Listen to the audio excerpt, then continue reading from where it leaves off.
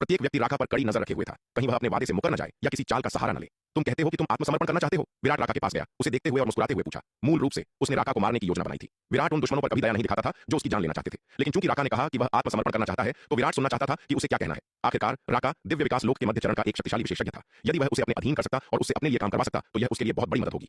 हाँ हाँ, मैं आत्मसमर्पण करना चाहता हूँ, यह सुनकर राका ने बार बार कहा। जब तक आप मेरी जान बख्श देंगे, मैं वह सब करूंगा जो आप कहेंगे। जीवन के सामने उसे गरिमा या सम्मान की कोई परवाह नहीं थी। बहुत अच्छे, विराट मुस्कुराया और सिर हिलाया। चूंकि तुम आत्मसमर्पण करना चाहते हो, मैं तुम्हें वह मौका दूंगा। यदि तुम जीना चाहते हो तो यह बहुत सरल है। अपनी दिव्य आत्मा को बाहर निकालो और मुझे उस पर एक आत्मा बंधन लगाने दो। अब से मेरे आदेशों का पालन करो और मैं तुम्हारे जीवन को बख्शने पर विचार कर सकता हूँ। यह विराट के शब्द सुनकर राका हिचकिचाया। एक बार जब विराट उस पर आत्मा बंधन लगा देगा, तो उसका जीवन और मृत्यु उसके अपने हाथों से बाहर हो जाएगी। ऐसी स्थिति का सामना करते हुए शायद कोई भी दिव्य विकास लोक विशेषज्ञ स्वेच्छा से आत्मा बंधन लगवाना नहीं चाहेगा। क्या तुम नहीं चाहते? विराट ने उसकी ओर देखा और शांति से कहा, यदि तुम नहीं चाहते तो चलो इसे खत्म करें। मैं अपनी तरफ एक ऐसा छिपा हुआ खतरा नहीं रखना चाहता जो किसी भी समय मेरी जान लेना चाहे। यह कहते हुए विराट शार्दुल और विशाल कछुए की ओर मुड़ा और कहा, शार्दुल, विशाल कछुए, इसे इसके रास्ते भेज दो। ओह, और याद रखना कि इसकी एक पूरी लाश छोड़ना। दिव्य विकास लोक के मध्य चरण के एक प्रतिष्ठित विशेषज्ञ की लाश हथियार बनाने के लिए काफी अच्छी सामग्री है। जी बॉस, शार्दुल और विशाल कछुए ने एक साथ उत्तर दिया। रुको, एक मिनट रुको।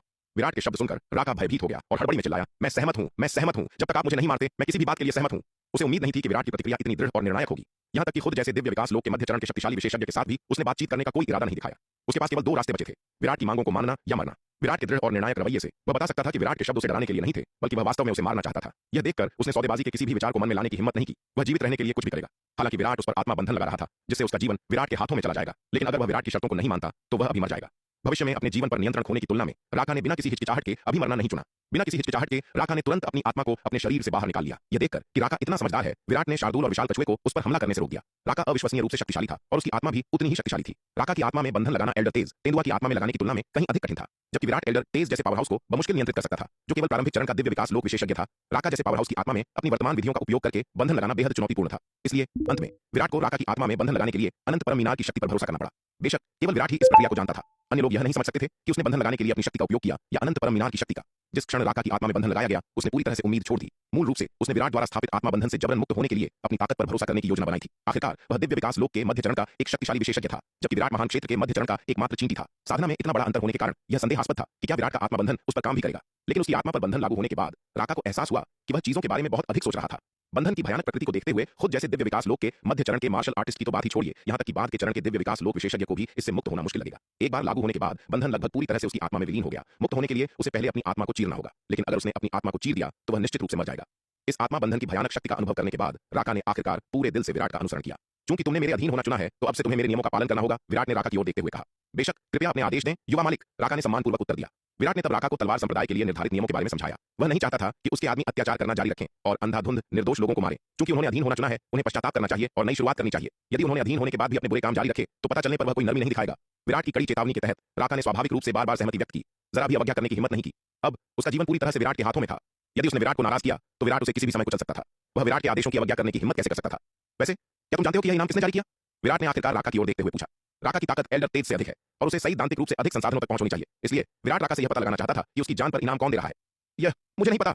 राका ने एक कड़वी मुस्कान के साथ अपना सिर हिलाया। काला बाजार अपने नियोक्ताओं की जानकारी की सख्ती से रक्षा करता है। इसके अलावा जब नियोक्ता मुझे खुफिया जानकारी और सूचना देते हैं, तो वे गोपनीयता भी बनाए रखते हैं। काला बाजार में मिशन जारी करने वाले नियोक्ता के पीछे की जानकारी का पता लगाना बेहद मुश्किल है। राका की बात सुनकर विराट को विशेष आश्चर्य नहीं हुआ। एल्डर तेज इतने लंबे समय से खोज कर रहे थे, लेकिन नियोक्ता के बारे में कुछ भी पता नहीं लगा पाए। यह सामान्य था कि राका भी नहीं जानता था। काला बाजार में मिशन जारी करने वाले नियोक्ता के बारे में पता लगाना मिशन स्वीकार करने वाले व्यक्ति के बारे में पता लगाने की तुलना में कहीं अधिक कठिन था। सबसे पहले काला बाजार में मिशन पोस्ट करने वाले नियोक्ताओं की जानकारी मिशन स्वीकार करने वाले हत्यारों की जानकारी की तुलना में कहीं अधिक गोपनीय होती है। दूसरे, काला बाजार संदिग्ध लेनदेन के लिए एक भूमिगत जगह है। जो लोग काला बाजार में व्यापार करते हैं, वे संदिग्ध सौदों में लगे हुए हैं। इसलिए काला बाजार में व्यापार करते समय बहुत कम लोग अपनी असली पहचान का उपयोग करते हैं। वे आमतौर पर अपनी पहचान छिपाते हैं। काला बाजार में व्यापार करने वाले कई लोग स्वयं काला बाजार के लिए भी अज्ञात हैं। उनके बारे में जानकारी प्राप्त करने का प्रयास करना और भी असंभव है। एक अंधेरे भूमिगत व्यापारिक स्थान के रूप में काला बाजार में सब कुछ लाभ से प्रेरित है। जब तक पैसा कमाना है, उन्हें परवाह नहीं है कि व्यापारी कौन है।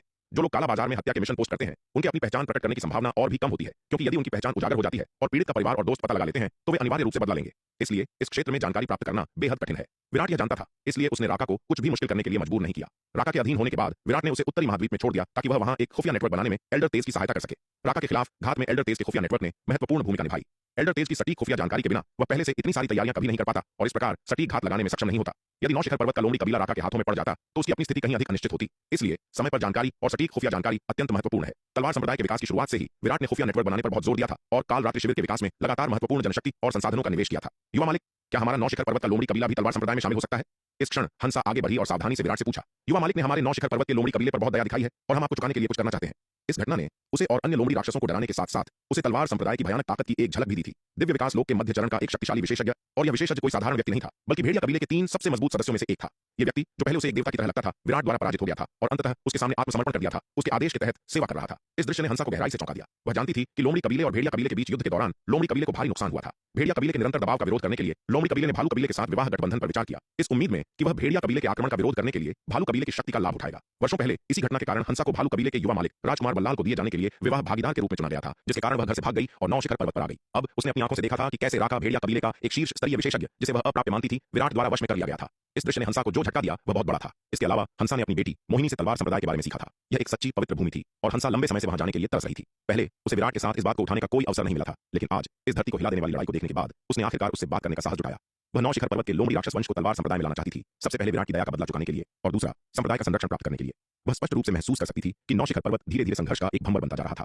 उनके 9 शिखर लोमड़ी राक्षस वंश की ताकत के साथ वे दिव्य विकास लोक के विशेषज्ञों के बीच की लड़ाइयों में खुद को बचाने में पूरी तरह से शक्तिहीन थे। यदि वे गोलीबारी में फंस गए तो पूरा 9 शिखर लोमड़ी राक्षस वंश बर्बाद हो जाएगा। जैसे इस बार विराट के संरक्षण के बिना यह संभावना थी कि कबीले के नेता के रूप में उससे लेकर सबसे साधारण लोमड़ी राक्षस तक उनमें से कोई भी जीवित नहीं बचता।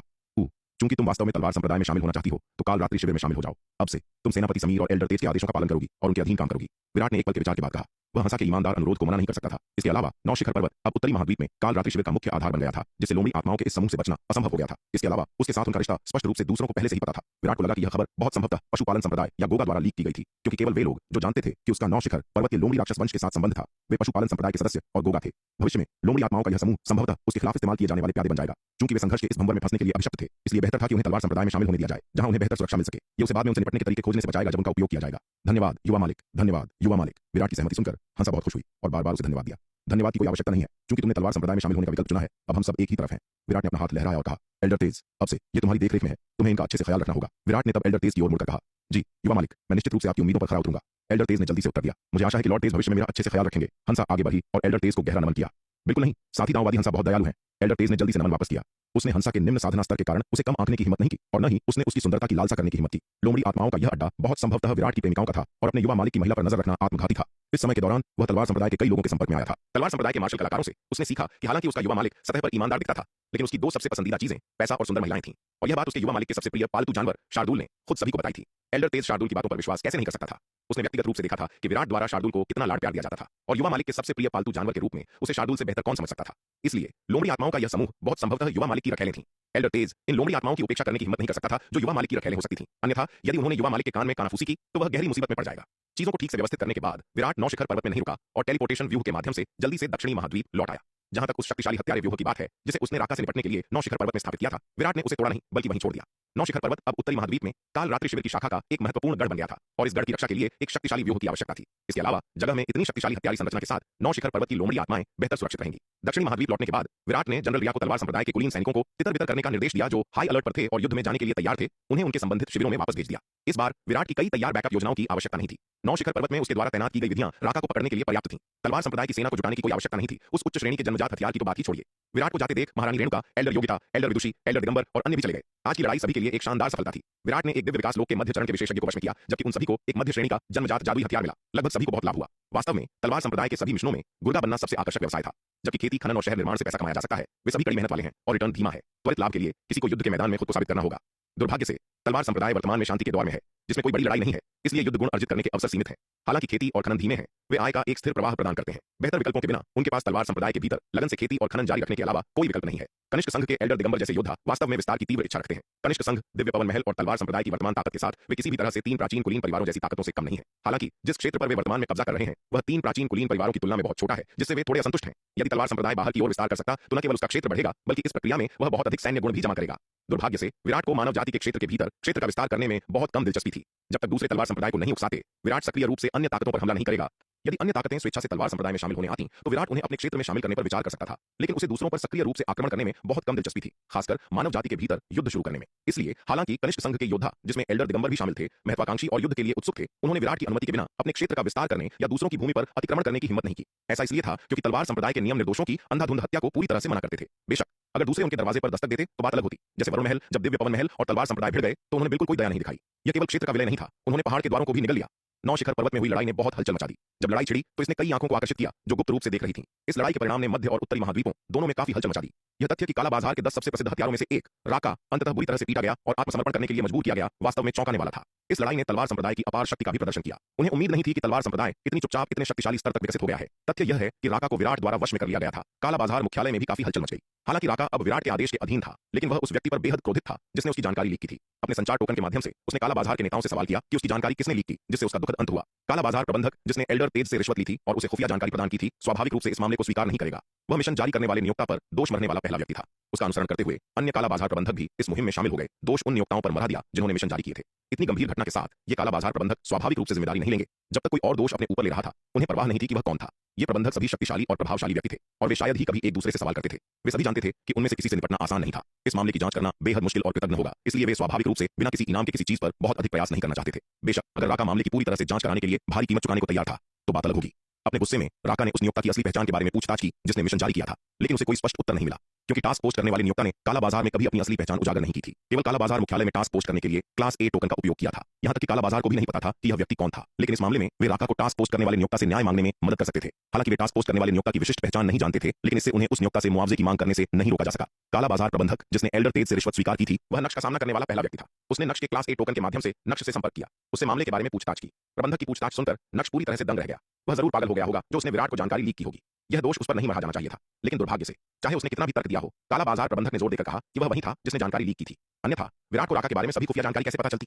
इस दुविधा में फंसे नक्श के पास बोलने के लिए शब्द नहीं थे। इसे आधार बनाते हुए काला बाजार मुख्यालय ने न केवल उस जमानत को जब्त कर लिया जो उसने काला बाजार को दी थी, बल्कि उसके क्लास ए टोकन से जुड़े सभी विशेषाधिकारों को भी रद्द कर दिया, जिससे यह बेकार हो गया और उसे काला बाजार के भीतर कुछ भी करने से रोक दिया। यहां तक कि काला बाजार के जारी किए गए मिशनों की जांच करने का सबसे बुनियादी कार्य भी अब उसके क्लास ए टोकन के साथ संभव नहीं था। इस परिणाम ने नक्श को क्रोधित कर दिया। यह अपमानजनक है, अपमानजनक। नक्श गुस्से में दहाड़ा। एक कड़क आवाज के साथ उसने अपने हाथ में मौजूद क्लास ए काला बाजार टोकन को धूल में मसल दिया। इस बार उन्हें वास्तव में पूरा नुकसान हुआ था। न केवल वे विराट की हत्या करने में विफल रहे, बल्कि उन्होंने जमानत के रूप में एक बड़ी राशि भी खो दी। इसके अलावा यहां तक कि क्लास ए काला बाजार टोकन जिसे उसने बड़ी मेहनत से प्राप्त किया था, उसे काला बाजार द्वारा बेकार कर दिया गया था, जिससे उन्हें भारी नुकसान हुआ। थोड़ा शांत होने के बाद नक्श ने मामले पर चर्चा करने के लिए एक बैठक बुलाने के लिए शांति समर्थक गुट के प्रमुख हस्तियों से तुरंत संपर्क किया। क्या बेकार बेवकूफों का झुंड है, वे इतना छोटा सा मामला भी नहीं संभाल सकते। एल्डर चंडिका ने हॉल में शांति समर्थक गुट के योद्धाओं पर नजर डाली। उसका चेहरा गुस्से से भरा था। एल्डर चंडिका के शब्द सुनकर नक्श को नाराजगी की लहर महसूस हुई। यदि आप में इतनी महान क्षमता है तो आप स्वयं विराट पर हमला करने का प्रयास क्यों नहीं करती? आपके लिए बात करना आसान है। उसने नौ शिखर पर्वत में हुई महान लड़ाई के बारे में भी सीखा था। राका को 16 दिव्य विकास लोक विशेषज्ञों ने घेर लिया और हमला किया था, जिनमें से प्रत्येक के पास एक मध्य श्रेणी का जन्मजात जादुई खजाना था। यदि वह इस तरह की भयानक घेराबंदी में फंस जाता तो उसका भाग्य संभवतः राका से बेहतर नहीं होता। ताकत के मामले में वह और राका केवल लगभग समान थे और भले ही वह थोड़ा मजबूत था, अंतर सीमित था। यह राका की गलती नहीं थी, यह केवल तलवार संप्रदाय की भारी शक्ति थी। उसे उम्मीद नहीं थी कि तलवार संप्रदाय इतने भयानक स्तर तक विकसित हो गया है। एक दशक से अधिक समय पहले की तुलना में जब उसने Elder Zafar, Elder Shankar, Elder Jayant और एल्डर फणीश्वर का नेतृत्व किया था, दक्षिणी महाद्वीप में महारानी रेणुका को पकड़ने के लिए तलवार संप्रदाय की ताकत कई गुना बढ़ गई थी। और इस घटना से यह स्पष्ट था कि तलवार संप्रदाय के पास वास्तव में प्रसिद्ध टेलीपोर्टेशन व्यूह था। अन्यथा विराट कभी भी इतने सारे दिव्य विकास लोक विशेषज्ञों को दक्षिणी महाद्वीप से 9 शिखर पर्वत में स्थानांतरित नहीं कर पाता। इस बार मुझे नहीं पता कि जानकारी किसने लीक की, जिससे विराट को पहले से तैयारी करने का मौका मिला, जिसके कारण यह ऑपरेशन विफल हो गया। अन्यथा यदि चीजें योजना के अनुसार होती तो हम 9 शिखर पर्वत के लोमड़ी कबीले के माध्यम से विराट को दांव संघ मुख्यालय से बाहर निकाल सकते थे। राका की ताकत के साथ वह आसानी से विराट से निपट सकता था। नक्श ने भावना शून्य होकर कहा, वास्तव में जानकारी किसने लीक की? नक्श के शब्द सुनकर एल्डर चंडिका की निगाहें हॉल में सभी पर टिक गईं। उसकी आंखों में एक भयंकर रोशनी चमक रही थी जैसे उसने पूछा। एल्डर चंडिका की भयंकर निगाहों के तहत सभी को अपनी रीढ़ में सिहरन महसूस हुई। एक पल के लिए हॉल में सन्नाटा छा गया। माहौल बेहद तनावपूर्ण था। शांति समर्थक गुट के योद्धा आपस में सोच रहे थे कि जानकारी किसने लीक की थी। एक लंबी चुप्पी के बाद एल्डर जयंत आखिरकार खुद को और नहीं रोक सका और सबसे पहले बोला, दांव संघ मुख्यालय में यह लगभग सभी की विराट संग हम उसे टुकड़ों में फाड़ सकें। हमें से किसी के लिए भी जानकारी लीक करने का बिल्कुल कोई कारण नहीं है। एल्डर जयंत, आपका क्या मतलब है? क्या आप कह रहे हैं कि हमने यह जानकारी लीक की? चूहे जैसी मूंछों वाले एक आदमी ने एल्डर जयंत के शब्द सुनकर दहाड़ लगाई। यह चूहे जैसी मूंछों वाला आदमी एक शांति समर्थक एल्डर था जो अग्रिम पंक्तियों से पीछे हट गया था और वर्तमान में दांव संघ मुख्यालय वापस जा रहा था। वह केवल एक दिव्य भावना अवतार के माध्यम से बैठक में भाग लेने के लिए यहां था। मुझे इसके बारे में नहीं पता। वैसे भी दांव संघ मुख्यालय में हम में से कोई भी इस जानकारी को लीक करने का कोई तरीका नहीं है। एल्डर जयंत ने उपहास किया। यह सही है, हम सभी कामना करते हैं कि हम अपने हाथों से विराट को मार सकें। हम संभवतः यह जानकारी कैसे लीक कर सकते हैं? इतना मूर्खतापूर्ण काम करने से हमें क्या लाभ मिलेगा? एल्डर जफर ने भी इस समय बात की। Central continent martial arts tournament के बाद से मेरी विराट के साथ दुश्मनी है। भले ही मैंने विराट को जानकारी लीक की हो, वह मुझ पर विश्वास नहीं करेगा। एल्डर फणीश्वर ने जल्दी से कहा। इस समय शांति समर्थक मार्शल आर्टिस्टों ने किसी भी भागीदारी से सख्ती से इनकार करना शुरू कर दिया। एक दूसरे पर संदेह और आरोप लगाए। खुद को संदेह से मुक्त करने के लिए उन्होंने एक दूसरे पर दोष मरने की सख्त कोशिश की। यहां तक कि लीक और विराट के साथ मिली भगत की पुष्टि करने के लिए दूसरे को मौके पर ही मारना चाहते थे। पूरा हॉल अराजकता में उतर गया। बस चुप रहो। यह देखकर नक्श का चेहरा काला पड़ गया और वह ठंड से चिल्लाया। यदि यह जारी रहा तो विराट से निपटने से पहले ही उनका शांति समर्थक गुट टूट जाएगा। दांव संघ के 9 संरक्षकों में से एक के रूप में नक्श शांति समर्थक गुट का पूर्ण केंद्र था और उनके बीच काफी प्रतिष्ठा रखता था। नक्श की चिल्लाहट सुनकर सभी ने तुरंत बहस करना बंद कर दिया। मेरा मानना है कि हम में से कोई भी इसके लिए जिम्मेदार नहीं था। सबसे अधिक संभावना है काला बाजार ने ही जानकारी लीक की थी। नक्श ने उदासीनता से कहा। काला बाजार लाभ प्रेरित बदमाशों से भरा है। एक बार जब लाभ एक निश्चित स्तर तक पहुंच जाता है तो वे काला बाजार के नियमों का पालन करना जारी नहीं रख सकते हैं। चलो इस मामले को छोड़ दें और फिर कभी इसका उल्लेख न करें। सबसे पहले यह मामला बहुत संदिग्ध था। काला बाजार प्रमुख संदिग्ध था। दूसरे, भले ही यह वास्तव में उनकी ओर से कोई था जिसने जानकारी लीक की थी, वह इसे आगे बढ़ाना जारी नहीं रख सकता था। इस पर ध्यान देना जारी रखने से केवल असुरक्षा और आपसी संदेह पैदा होगा। यदि इसे खराब तरीके से संभाला जाता है तो यह शांति गुट को तोड़ सकता है और इससे भी बदतर इसके आंतरिक विघटन का कारण बन सकता है। यह भी संभव था कि कुछ शांति गुट के एल्डर गुस्से में आकर युद्ध गुट में शामिल हो जाएं, जिसके परिणाम स्वरूप शांति गुट को महत्वपूर्ण नुकसान होगा। इसे होने से रोकने के लिए नक्श के पास मामले को एक तरफ रखने के अलावा कोई विकल्प नहीं था। यह सही है। मुझे लगता है कि यह अधिक संभावना है कि जानकारी काला बाजार से लीक हुई है। विराट हमारे शांति समर्थक गुट का एक आम दुश्मन है। हम संभवतः दुश्मन की मदद करने जैसा कुछ कैसे कर सकते हैं? एल्डर जयंत ने तुरंत नक्श के शब्दों को दोहराया। हाँ, ऐसा लगता है कि यह सबसे संभावित स्पष्टीकरण है। हर कोई जानता है कि विराट हमारे शांति समर्थक गुट के लिए कितना बड़ा खतरा है। यदि यह छोटा जानवर सफलतापूर्वक बड़ा हो जाता है तो हमारे शांति समर्थक गुट के लिए परिणाम विनाशकारी होंगे। मुझे यह भी लगता है कि हमारे शांति समर्थक गुट के भीतर कोई भी इतना आत्मविनाशकारी काम करने के लिए इतना मूर्ख नहीं होगा।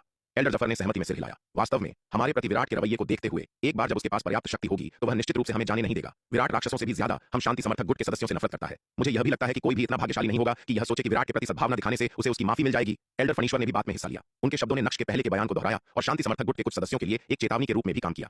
यह मत सोचो कि विराट की चापलूसी करने से तुम्हें उसकी माफी मिल जाएगी।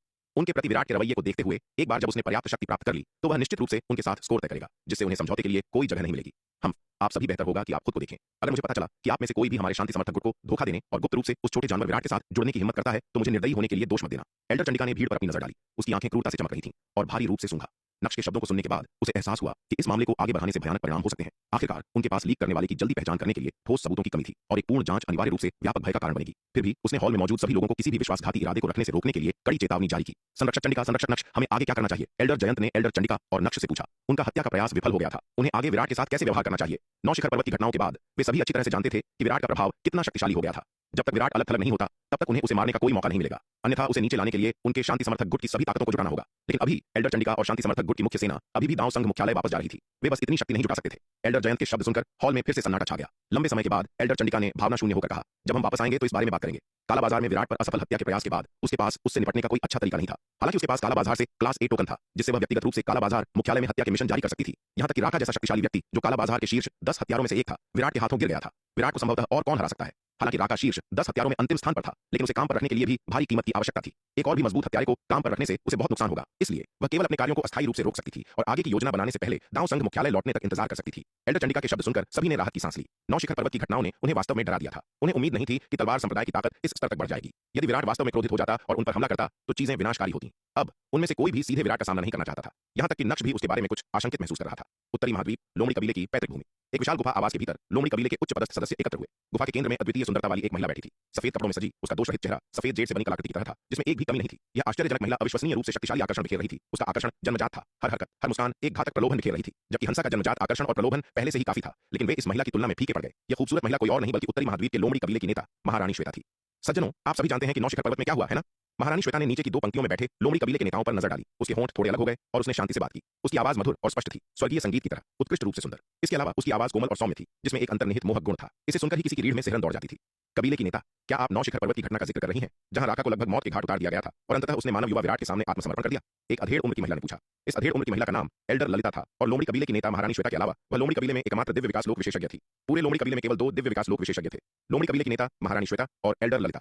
मूल रूप से लोमड़ी कबीले में केवल ये 2 दिव्य विकास लोक विशेषज्ञ नहीं थे, लेकिन 1000 साल पहले लोमड़ी कबीले और भेड़िया कबीले ने एक महान युद्ध लड़ा था। उस युद्ध में लोमड़ी कबीले को करारी हार का सामना करना पड़ा, जिसके परिणाम स्वरूप 3 दिव्य विकास लोक विशेषज्ञों की मृत्यु सहित बेहद भारी नुकसान हुआ। उस लड़ाई के बाद लोमड़ी कबीला गंभीर रूप से कमजोर हो गया था और हताशा के कारण उसके पास भालू राक्षस कबीले से मदद मांगने के अलावा कोई विकल्प नहीं था। भेड़िया राक्षस कबीले के आक्रमण का विरोध करने के लिए विवाह गठबंधन बनाना पड़ा। मूल रूप से लोमड़ी कबीला चाहता था कि हंसा भालू कबीले के युवा मालिक राजकुमार बल्लाल से शादी करे, एक राजनीतिक गठबंधन के लिए। हालांकि खबर सुनने के बाद हंसा चुपके से भाग गई। अंत में भालू राक्षस कबीले में शादी करने के लिए लोमड़ी कबीले को दूसरी लोमड़ी महिला को चुनना पड़ा।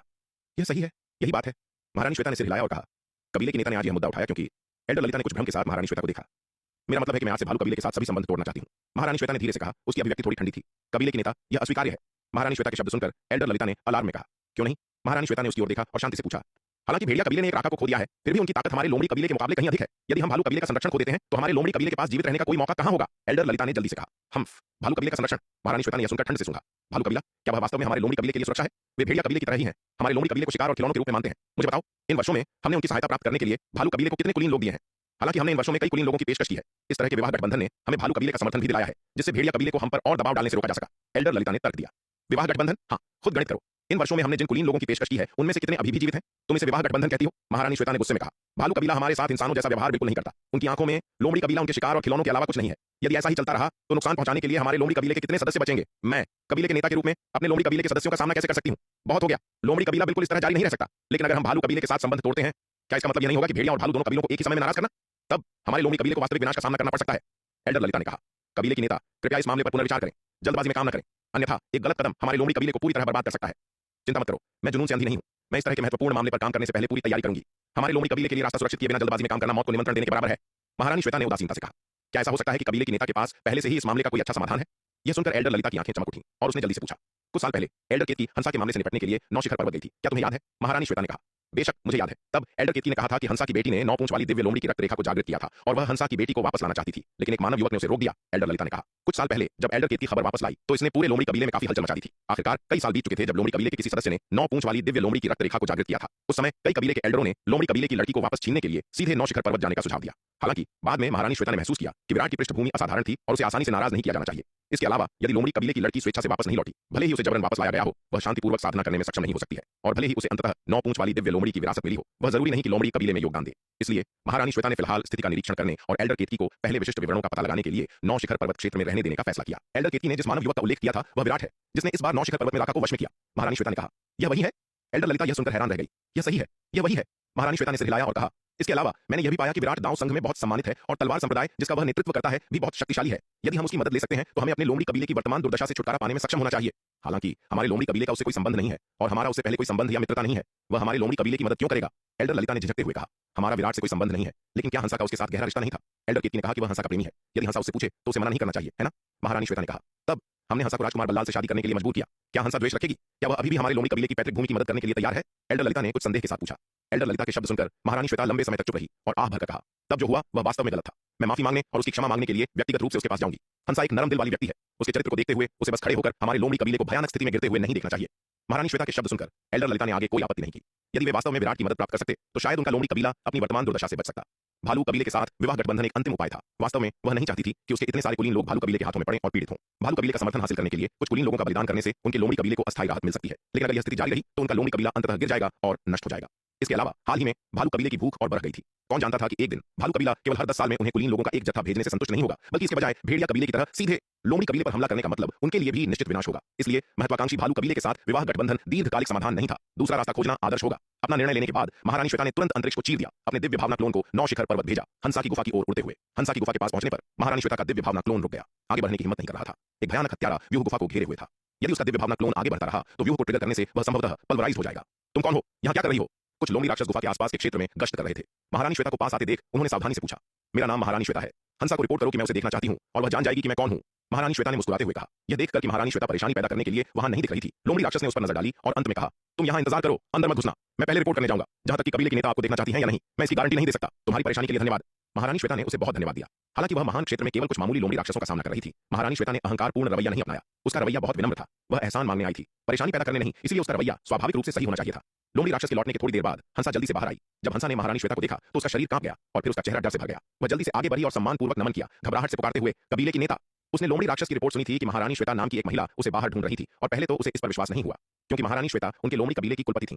इतनी महान स्थिति के साथ वह संभवतः उसे खोजने के लिए व्यक्तिगत रूप से यहाँ कैसे आ सकती है? हालांकि हंसा को संदेह था, फिर भी वह यह देखने के लिए बाहर आई कि क्या हो रहा है। लेकिन उसने कभी उम्मीद नहीं की थी कि जब वह बाहर आएगी तो उसे पता चलेगा कि यह वास्तव में महारानी श्वेता थी, जो लोमड़ी कबीले की कुलपति थी, जो उसे खोजने आई थी। महारानी श्वेता को देखकर हंसा डर से भर गई। उसे चिंता थी कि महारानी श्वेता उसे व्यक्तिगत रूप से वापस लेने आई है। लोमड़ी कबीले की कुलपति के रूप में महारानी श्वेता के दिल में अद्वितीय प्रतिष्ठा थी। भले ही वह अब तलवार संप्रदाय में शामिल हो गई थी, फिर भी महारानी श्वेता का सामना करते समय उसे अनैच्छिक रूप से भय का एहसास हुआ। हाँ हंसा, तुमने इन पिछले वर्षों में बहुत दुख सहा है। महारानी श्वेता ने हंसा को ऊपर उठाने के लिए हाथ बढ़ाया, धीरे से बोलते हुए। महारानी श्वेता के शब्द सुनकर हंसा की आंखें भर आईं और आंसू तुरंत छलक पड़े। कुलपति, तब हंसा चुपके से भाग गई और मैंने वास्तव में लोमड़ी कबीले को निराश किया। लेकिन हंसा वास्तव में राजकुमार बल्लाल से शादी नहीं करना चाहती। हंसा सुबह पड़ी। मैं समझती हूँ, मैं तुम्हें दोष नहीं देती। महारानी श्वेता ने धीरे से आह भरी।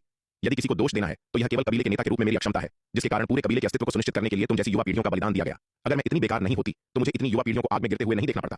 नहीं, मैं कबीले की नेता की कठिनाइयों को भी जानती हूँ। मेरा मतलब कबीले के नेता को दोष देना नहीं था। महारानी श्वेता के शब्द सुनकर हंसा हैरान रह गई और बार बार कहा। उसे उम्मीद नहीं थी कि महारानी श्वेता उसे ऐसी बातें कहेगी। हालांकि वह अनिवार्य रूप से तब लोमड़ी कबीले के फैसले के बारे में नाराजगी महसूस करती थी, फिर भी वह कबीले की नेता के रूप में महारानी श्वेता के लिए बहुत सम्मान करती थी। अब महारानी श्वेता को अपने सामने इतना पश्चाताप करते हुए देखकर हंसा स्वाभाविक रूप से बहुत असहज महसूस कर रही थी।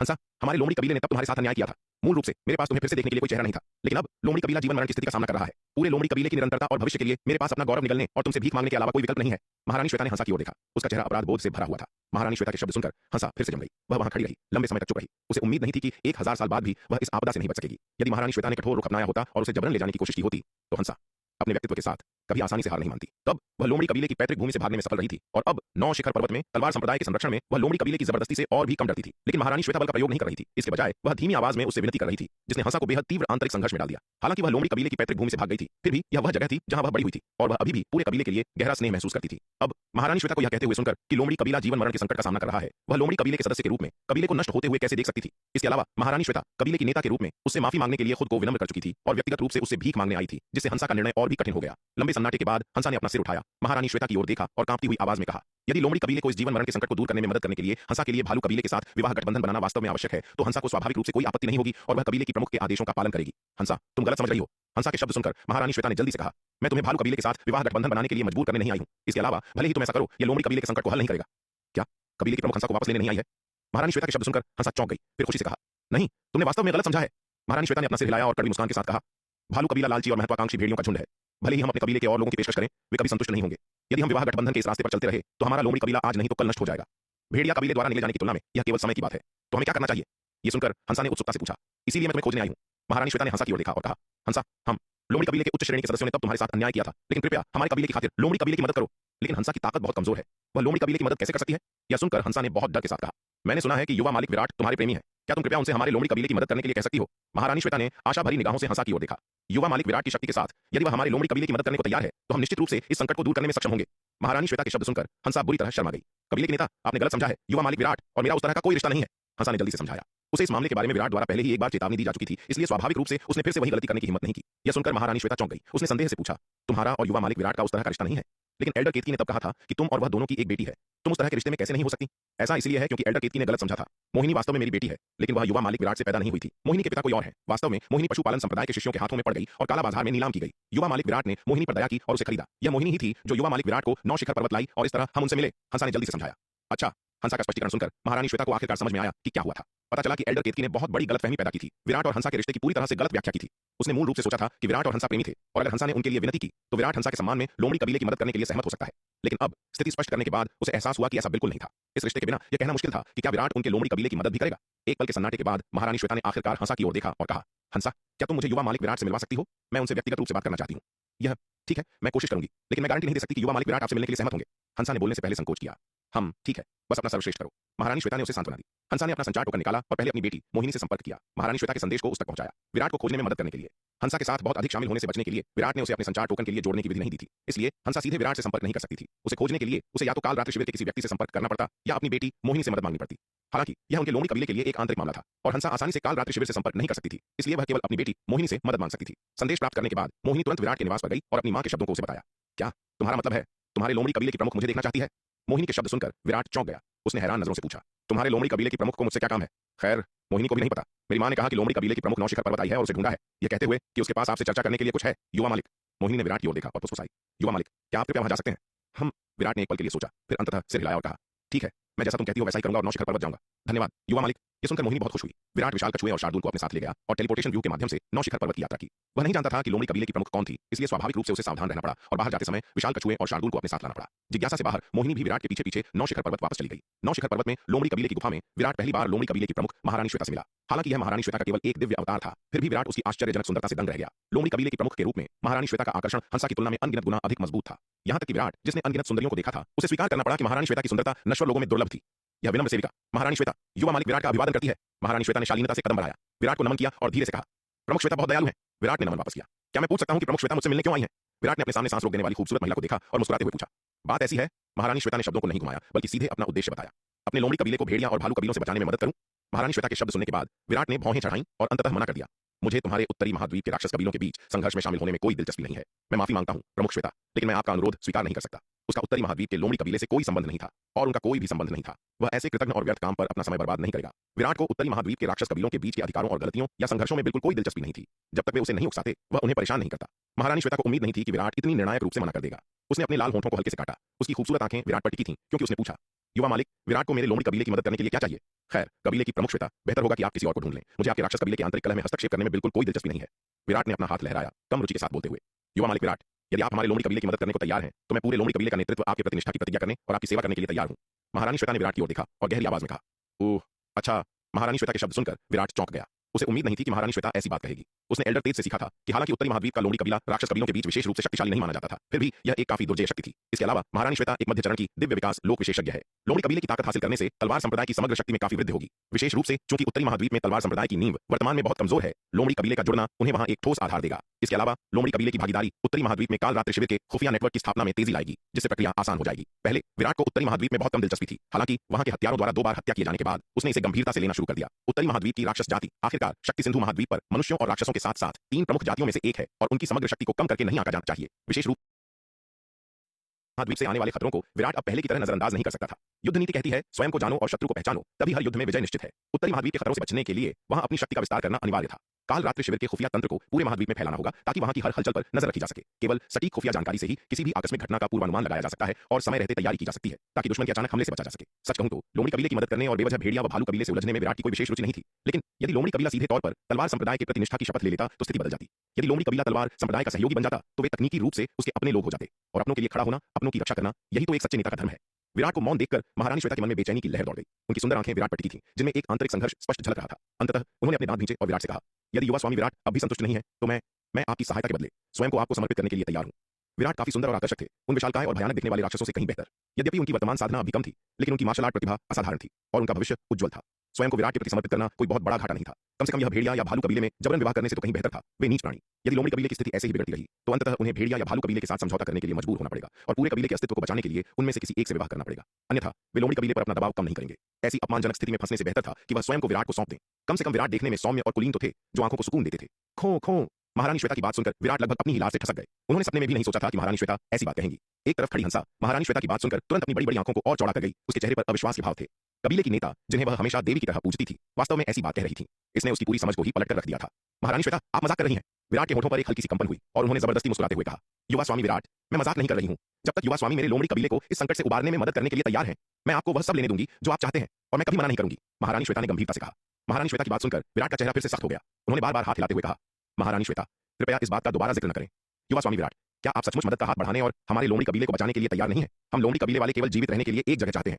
यह देखकर कि विराट अभी भी मना कर रहे हैं, महारानी श्वेता को निराशा की एक लहर महसूस हुई। उनका चेहरा दुख से भर गया और वह एक दयनीय स्वर में पुकार उठी। उनका वह अत्यंत कमजोर रूप वास्तव में दिल दहला देने वाला था।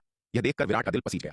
ठीक है, मैं सहमत हूं, विराट ने असहाय होकर कहा। धन्यवाद युवा स्वामी विराट। विराट के शब्द सुनकर महारानी श्वेता खुशी से झूम उठी, मानो उन्होंने कोई दिव्य संगीत सुन लिया हो। विराट की मदद करने की सहमति का मतलब था कि उनका लोमड़ी कबीला आखिरकार बच गया, लेकिन साथ ही महारानी श्वेता एक आह भरने से खुद को रोक नहीं सकी। अंततः लोमड़ी कबीले के लिए रास्ता खोजने के लिए उन्हें अपना बलिदान देना ही पड़ा। इतने वर्षों की पवित्रता के बाद आखिरकार उन्हें अपनी मर्यादा का सौदा करना पड़ा।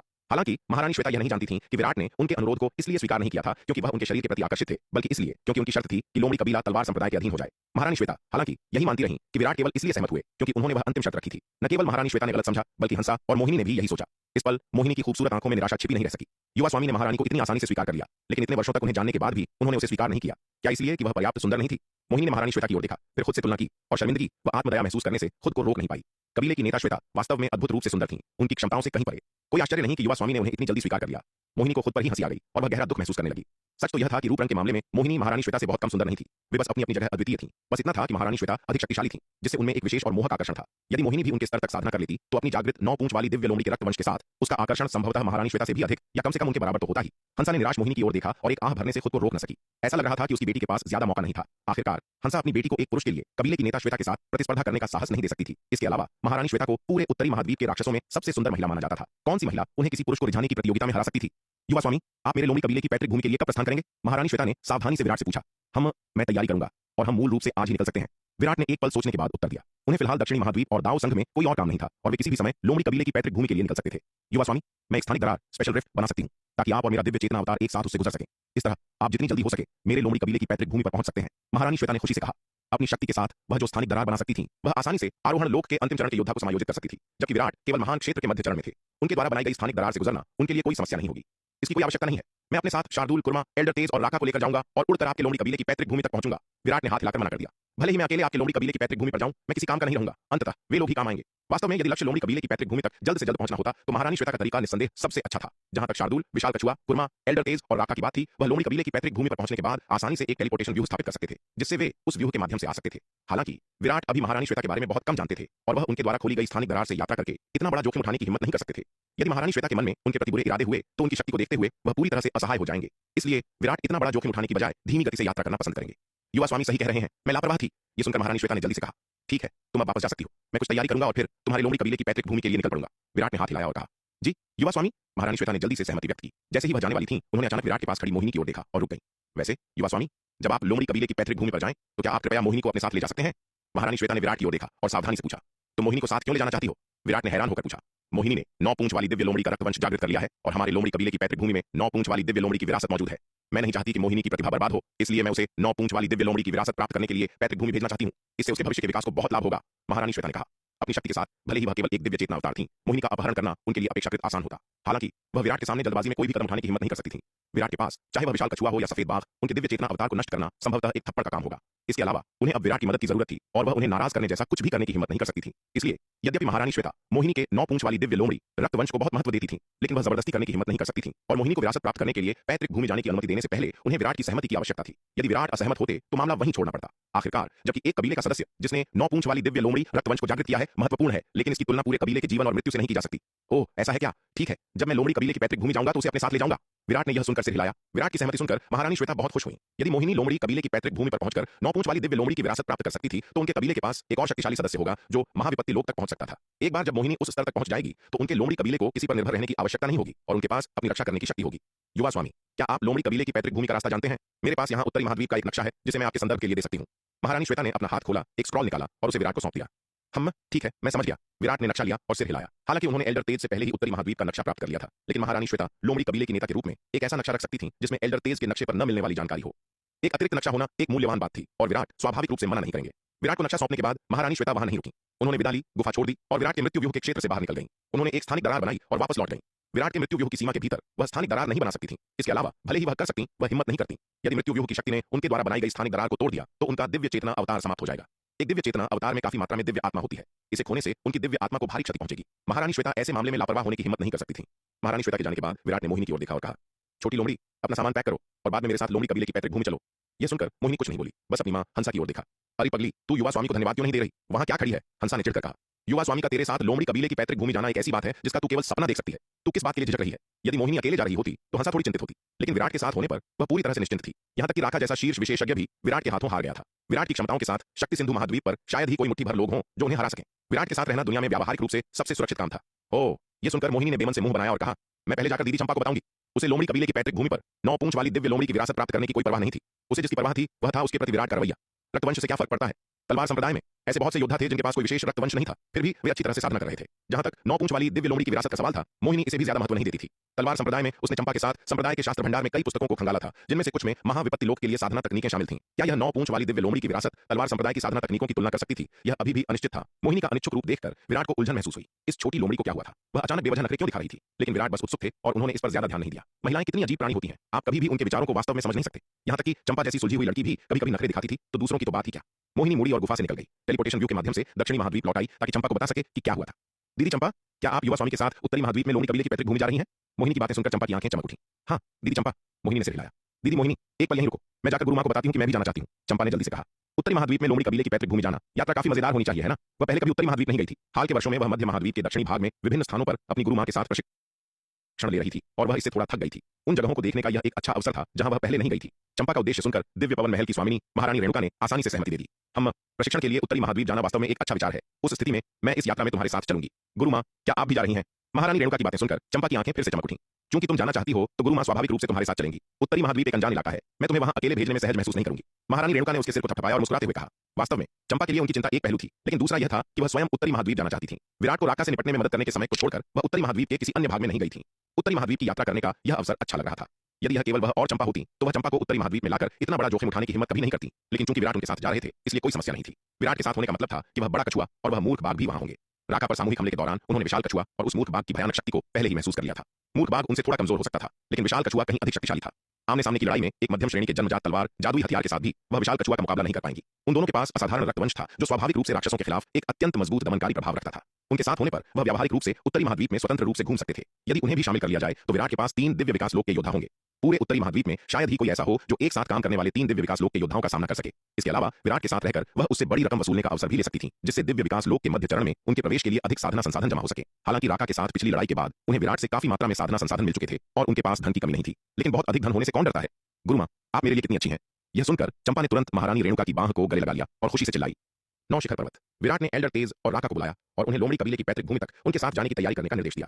क्योंकि लोमड़ी कबीले की पैतृक भूमि की यह यात्रा लोमड़ी कबीले को भेड़िया कबीले और भालू कबीले से लड़ने में मदद करने के लिए थी, इसलिए अधिक सहायकों को लाना स्वाभाविक था। इसके अलावा यात्रा शांतिपूर्ण नहीं हो सकती थी और अधिक रक्षक होने से अधिक सुरक्षा सुनिश्चित होगी। एल्डर तेज और राका स्वाभाविक रूप से विराट के आदेशों को मना नहीं करेंगे। हालांकि राका जानता था कि विराट की लोमड़ी कबीले की पैतृक भूमि की यात्रा में लोमड़ी कबीले को भेड़िया कबीले के खिलाफ लड़ने में मदद करना शामिल हो सकता है, लेकिन उसने पहले ही विराट के सामने आत्मसमर्पण कर दिया था और उनकी सेवा कर रहा था। वह केवल वही कर सकता था जो आदेश दिया गया था और उसके पास विरोध करने की कोई गुंजाइश नहीं थी। ज्यादा से ज्यादा जब वह भेड़िया कबीले में वापस जाएगा तो वह उन लोगों को लोमड़ी कबीले को निशाना बनाने से रोकने के लिए मनाने की कोशिश करेगा। यदि वे नहीं सुनेंगे तो अपनी जान बचाने के लिए उसके पास उनसे मरने तक लड़ने के अलावा कोई विकल्प नहीं होगा। जैसे ही विराट विभिन्न चीजों की व्यवस्था कर रहे थे, 3 आकृतियां अचानक गुफा में दाखिल हुईं। विराट ने ऊपर देखा और जब उन्होंने तीनों आकृतियों के चेहरों को स्पष्ट रूप से देखा तो उनके चेहरे का भाव सख्त हो गया। मौसी रेणुका, आप यहाँ कैसे? विराट आगे दौड़े और मुस्कुराते हुए पूछा।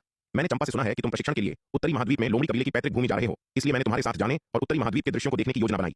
महारानी रेणुका ने शांत भाव से कहा।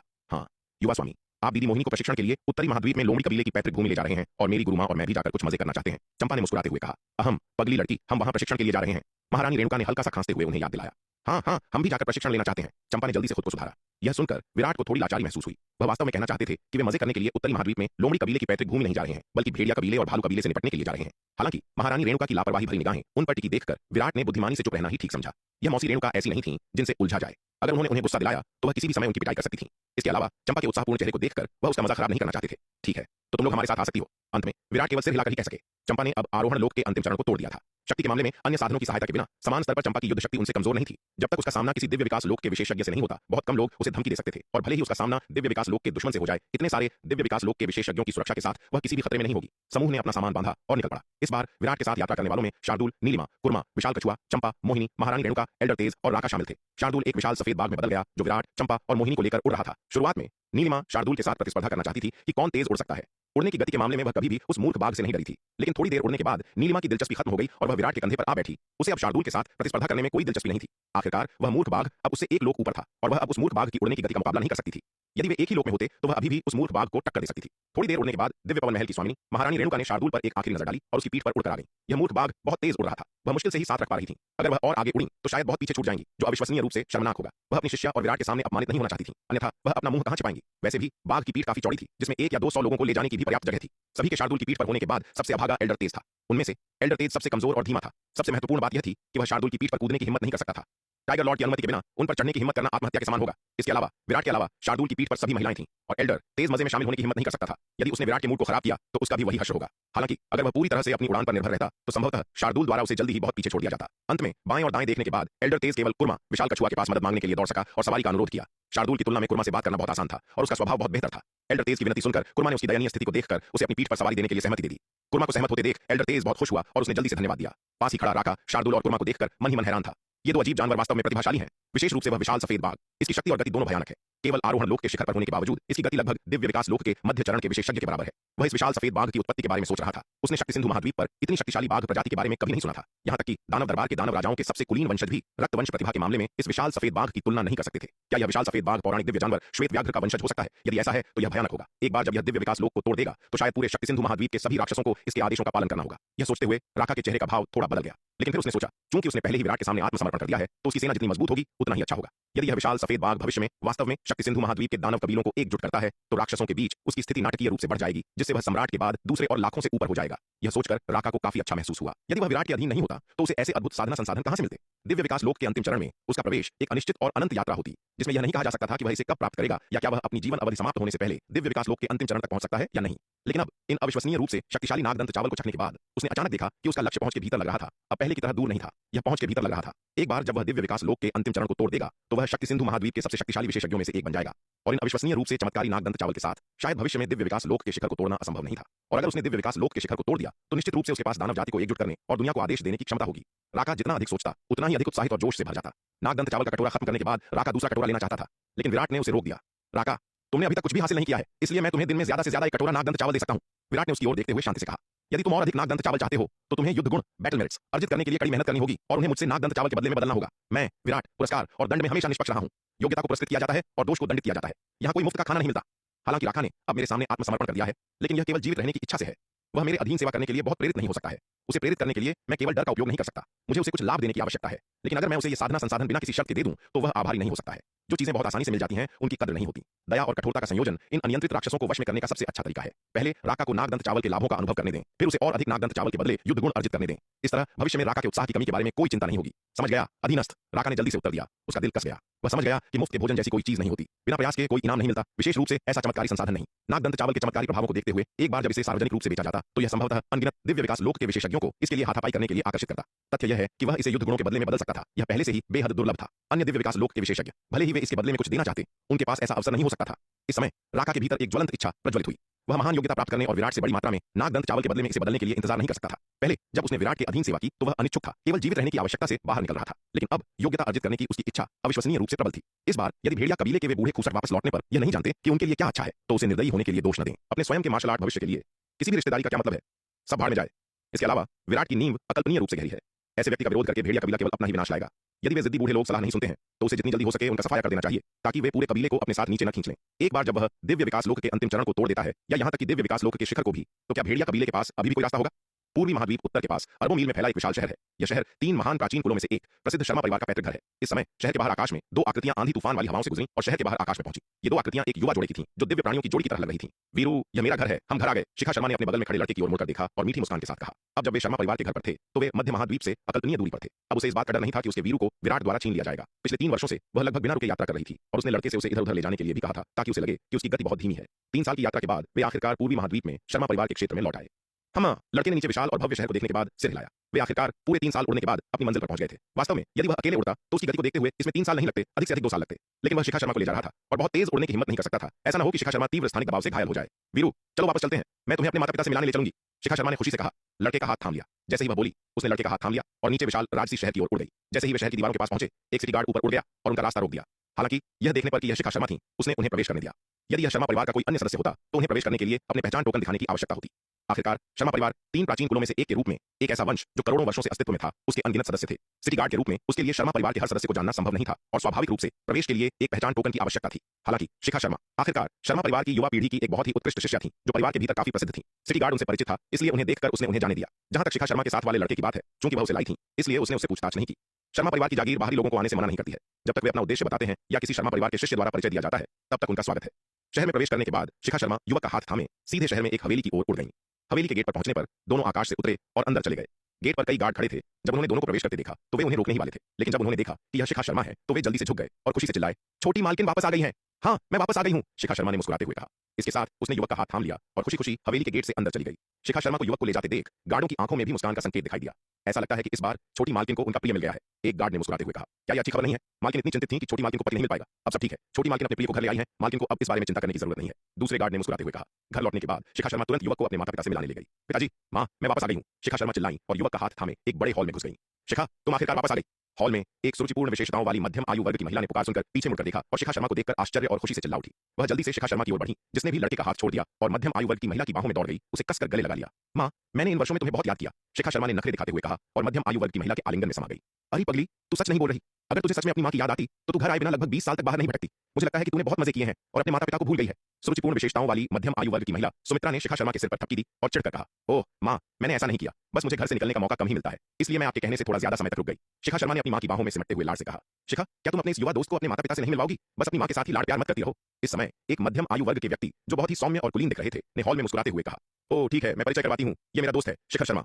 मध्यम आयु वर्ग के व्यक्ति की बात सुनकर शिखा शर्मा जल्दी से अपनी माँ की बाहों से उठी और दोनों को एक दूसरे से मिलवाया। वीरू, ये मेरे पिताजी हैं और यह मेरी माँ है, आओ और मेरे माता पिता का अभिवादन करो। शिखा शर्मा ने जल्दी से लड़के की बांह खींची और कहा, जूनियर शिखर शर्मा चाचा और चाची को प्रणाम करता है। यह सुनकर युवक आगे बढ़ा, हाथ जोड़े और मध्यम आयु वर्ग के पुरुष और महिला को गहरा झुककर प्रणाम किया। उठो उठो, ऐसी औपचारिकताओं की कोई आवश्यकता नहीं है, मध्यम आयु वर्ग की महिला सुमित्रा ने बार-बार कहा। उन्होंने युवक को ऊपर से नीचे तक देखा, उसे सुंदर और तेजवान पाया और खुशी की लहर महसूस की। शिखा, तुम्हारी पसंद अच्छी है, यह युवा सज्जन मेरी शिखा का आदर्श पति बनने के योग्य है। सुमित्रा ने युवक को जितना अधिक देखा वह उतनी ही संतुष्ट होती गई, उनकी मुस्कान चौड़ी होती गई। माँ, आप फिर से मुझे छेड़ रही हैं। यह सुनकर शिखा शर्मा थोड़ी शर्मा गई, अपनी माँ की बांह से चिपक गई और मुंह बना लिया। हालांकि वह युवक से बहुत प्यार करती थी, लेकिन अपने माता पिता के सामने अपनी माँ द्वारा इस तरह से बात किए जाने पर उसे शर्म महसूस हुई। अरे पगली, इसमें शर्म की क्या बात है? जब लड़का बड़ा हो जाए तो शादी और जब लड़की बड़ी हो जाए तो शादी, यह तो दुनिया की रीत है। सुमित्रा ने फिर से शिखा शर्मा के छोटे सिर पर थपकी दी और बनावटी गुस्से में कहा, छोटे दोस्त का उपनाम भी शर्मा है? लड़के का परिचय सुनकर मध्यम आयु वर्ग के व्यक्ति शशांक शर्मा का चेहरा तुरंत थोड़ा हैरान हुआ। उन्होंने लड़के को ऊपर से नीचे तक देखा और कुछ जिज्ञासा से पूछा, छोटे दोस्त कहाँ के रहने वाले हैं? तुम्हारे गुरु कौन है? जब उन्होंने अपने सामने इस लड़के को देखा, हालांकि उसकी सतही साधना का आभास केवल आरोहण लोक के अंतिम चरण का था, लेकिन उन्हें लगा कि यह लड़का उन्हें एक ऐसी गहराई का एहसास दे रहा है जिसे वह देख नहीं पा रहे थे। वह जितना अधिक इस लड़के को देखते, उतना ही शशांक शर्मा हैरान होते, क्योंकि वह जितना देखते उतना ही उन्हें लगता कि यह लड़का समुद्र की तरह गहरा है, जिसका तल एक नजर में नहीं देखा जा सकता। एकमात्र आरोहण लोक के अंतिम चरण का योद्धा उन्हें ऐसा महसूस करा रहा था, यह वास्तव में कुछ अविश्वसनीय था। यह शशांक शर्मा की बात सुनकर लड़का वीरू सोच में पड़ गया। उसे समझ नहीं आ रहा था कि शशांक शर्मा के सवाल का जवाब कैसे दे। अब वह अपनी उत्पत्ति जानता था, वह केवल विराट का एक अवतार था। यदि उसे अपनी उत्पत्ति समझानी थी तो वह केवल यही कह सकता था कि वह विराट का है, लेकिन शिखा शर्मा उसे यह स्वीकार करने की अनुमति नहीं देती कि वह विराट का अवतार है, और यदि वह विराट के बारे में नहीं बोलता तो उसके पास शब्दों की कमी थी। क्या उसे कहना चाहिए कि वह पत्थर से पैदा हुआ था? जैसे ही युवक इस दुविधा से जूझ रहा था, बाहर से एक आकृति अंदर आई। शिखा, तुम वापस आ गई। हॉल में प्रवेश करते ही उस व्यक्ति ने बड़े आश्चर्य के साथ कहा। वह व्यक्ति शिखा शर्मा का बड़ा भाई शेखर शर्मा था। शिखा शर्मा की वापसी की खबर सुनकर वह भागा चला आया था। हालांकि जैसे ही वह शिखा शर्मा को खुश करने वाला था, उसने अचानक अपने माता पिता और शिखा शर्मा के अलावा हॉल में एक और आकृति देखी। ओह, ये कौन है? शेखर शर्मा ने युवक की ओर देखा, लेकिन जब उसने युवक का चेहरा स्पष्ट रूप से देखा तो वह तुरंत दंग रह गया और चिल्लाने से खुद को नहीं रोक सका। भाई विराट, आप यहाँ कैसे? शेखर, क्या तुम इस युवा दोस्त को जानते हो?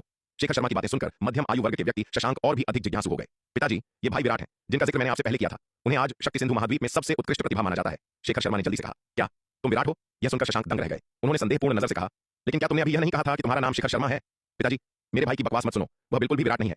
उसका नाम शिखर शर्मा है और उसका विराट से कोई लेना देना नहीं है।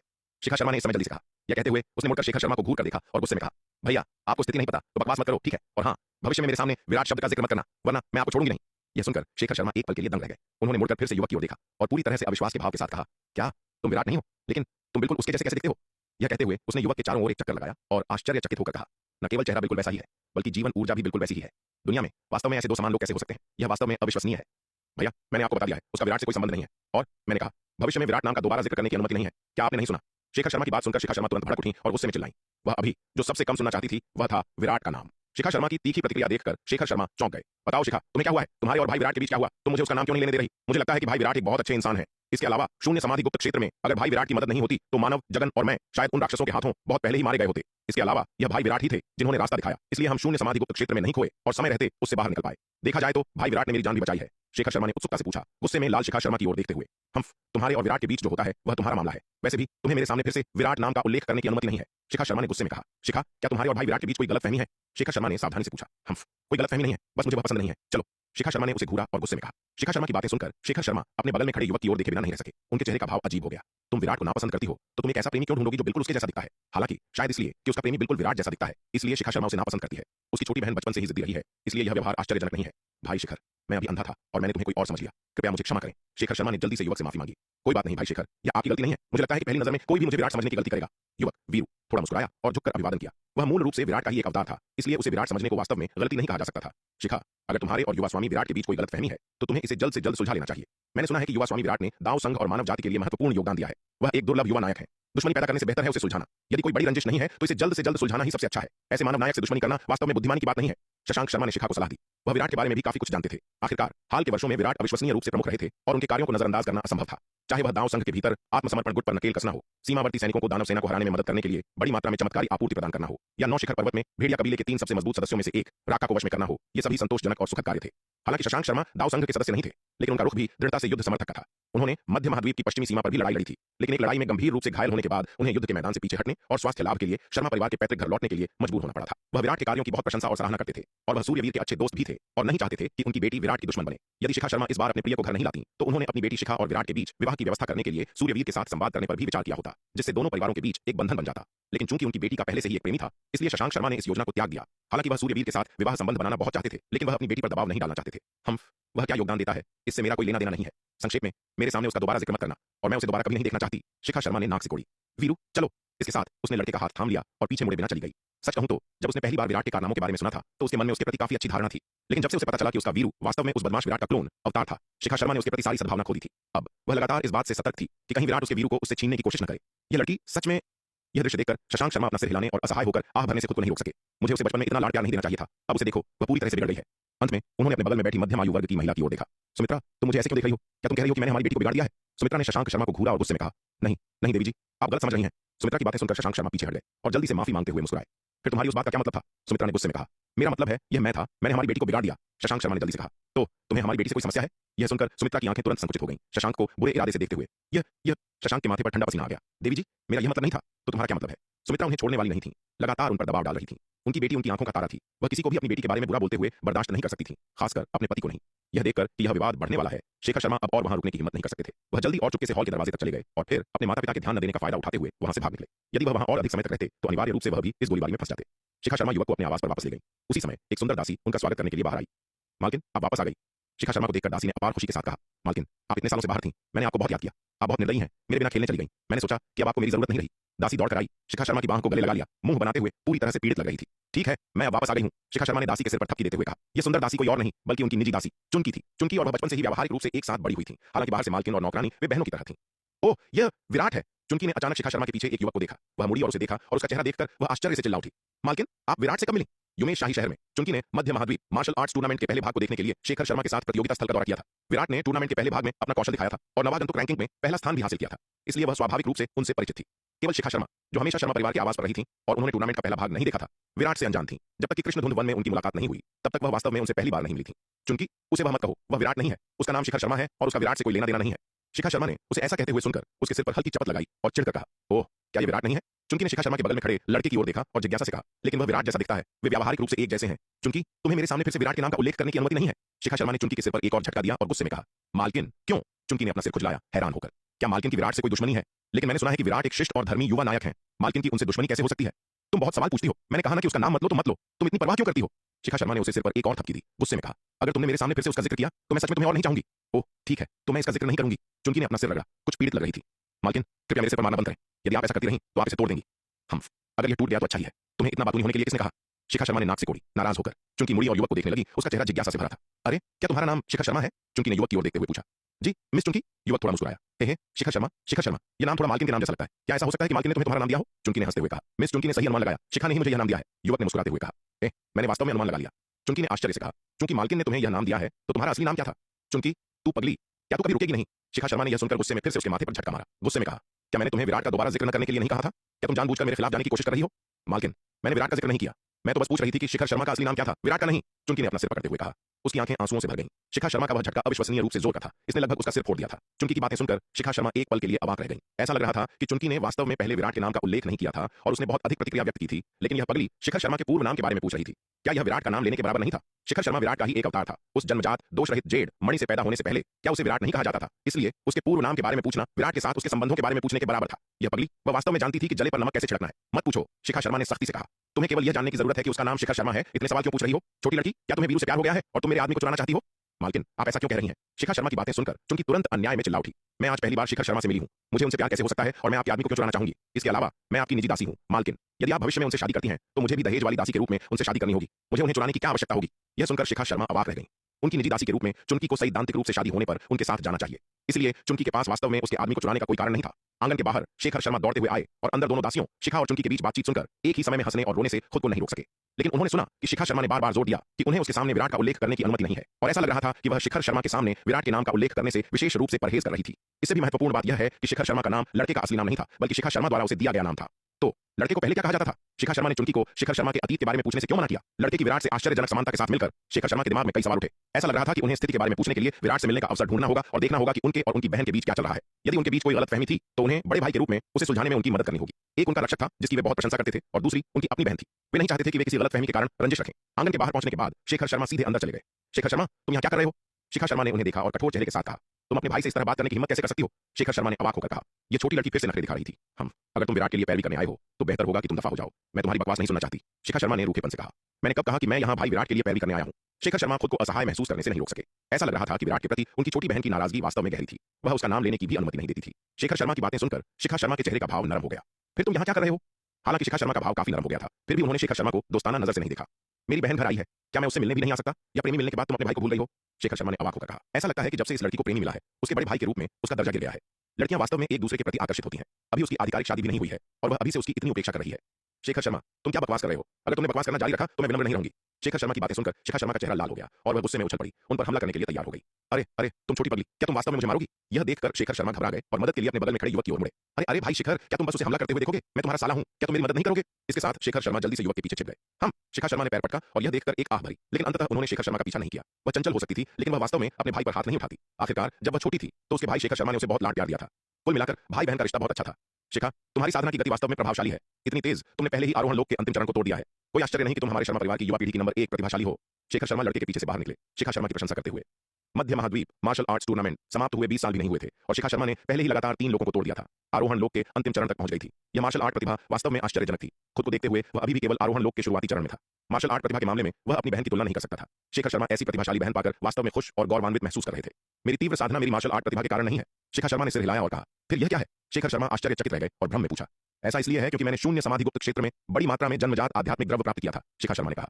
इस मामले का उल्लेख करते हुए शिखा शर्मा को संकट की लहर महसूस करने से नहीं रोका जा सका, क्योंकि ये जन्मजात आध्यात्मिक द्रव्य वास्तव में सबसे पहले विराट द्वारा खोजे गए थे और उसने अनिवार्य रूप से वह ले लिया था जो विराट का होना चाहिए था। वह वास्तव में उस बदमाश विराट के साथ हमेशा के लिए उलझने वाली थी। एक के बाद एक यह हमेशा उसी से संबंधित होता था। क्या जन्मजात आध्यात्मिक द्रव्य? शेखर शर्मा तुरंत दंग रह गए। उन्होंने शिखा शर्मा की ओर देखा और सदमे में पूछा, शिखा, तुम्हारा मतलब है तुमने शून्य समाधि गुप्त क्षेत्र में बड़ी मात्रा में जन्मजात आध्यात्मिक द्रव्य प्राप्त किया? जन्मजात आध्यात्मिक द्रव्य साधना के लिए एक सर्वोच्च खजाना था। यहां तक कि दिव्य विकास लोक के विशेषज्ञ के लिए भी यह एक अत्यंत महत्वपूर्ण खजाना था। उसने कभी उम्मीद नहीं की थी कि शिखा शर्मा इतनी भाग्यशाली होंगी कि उन्हें शून्य समाधि गुप्त क्षेत्र में इतना कीमती खजाना मिल जाएगा।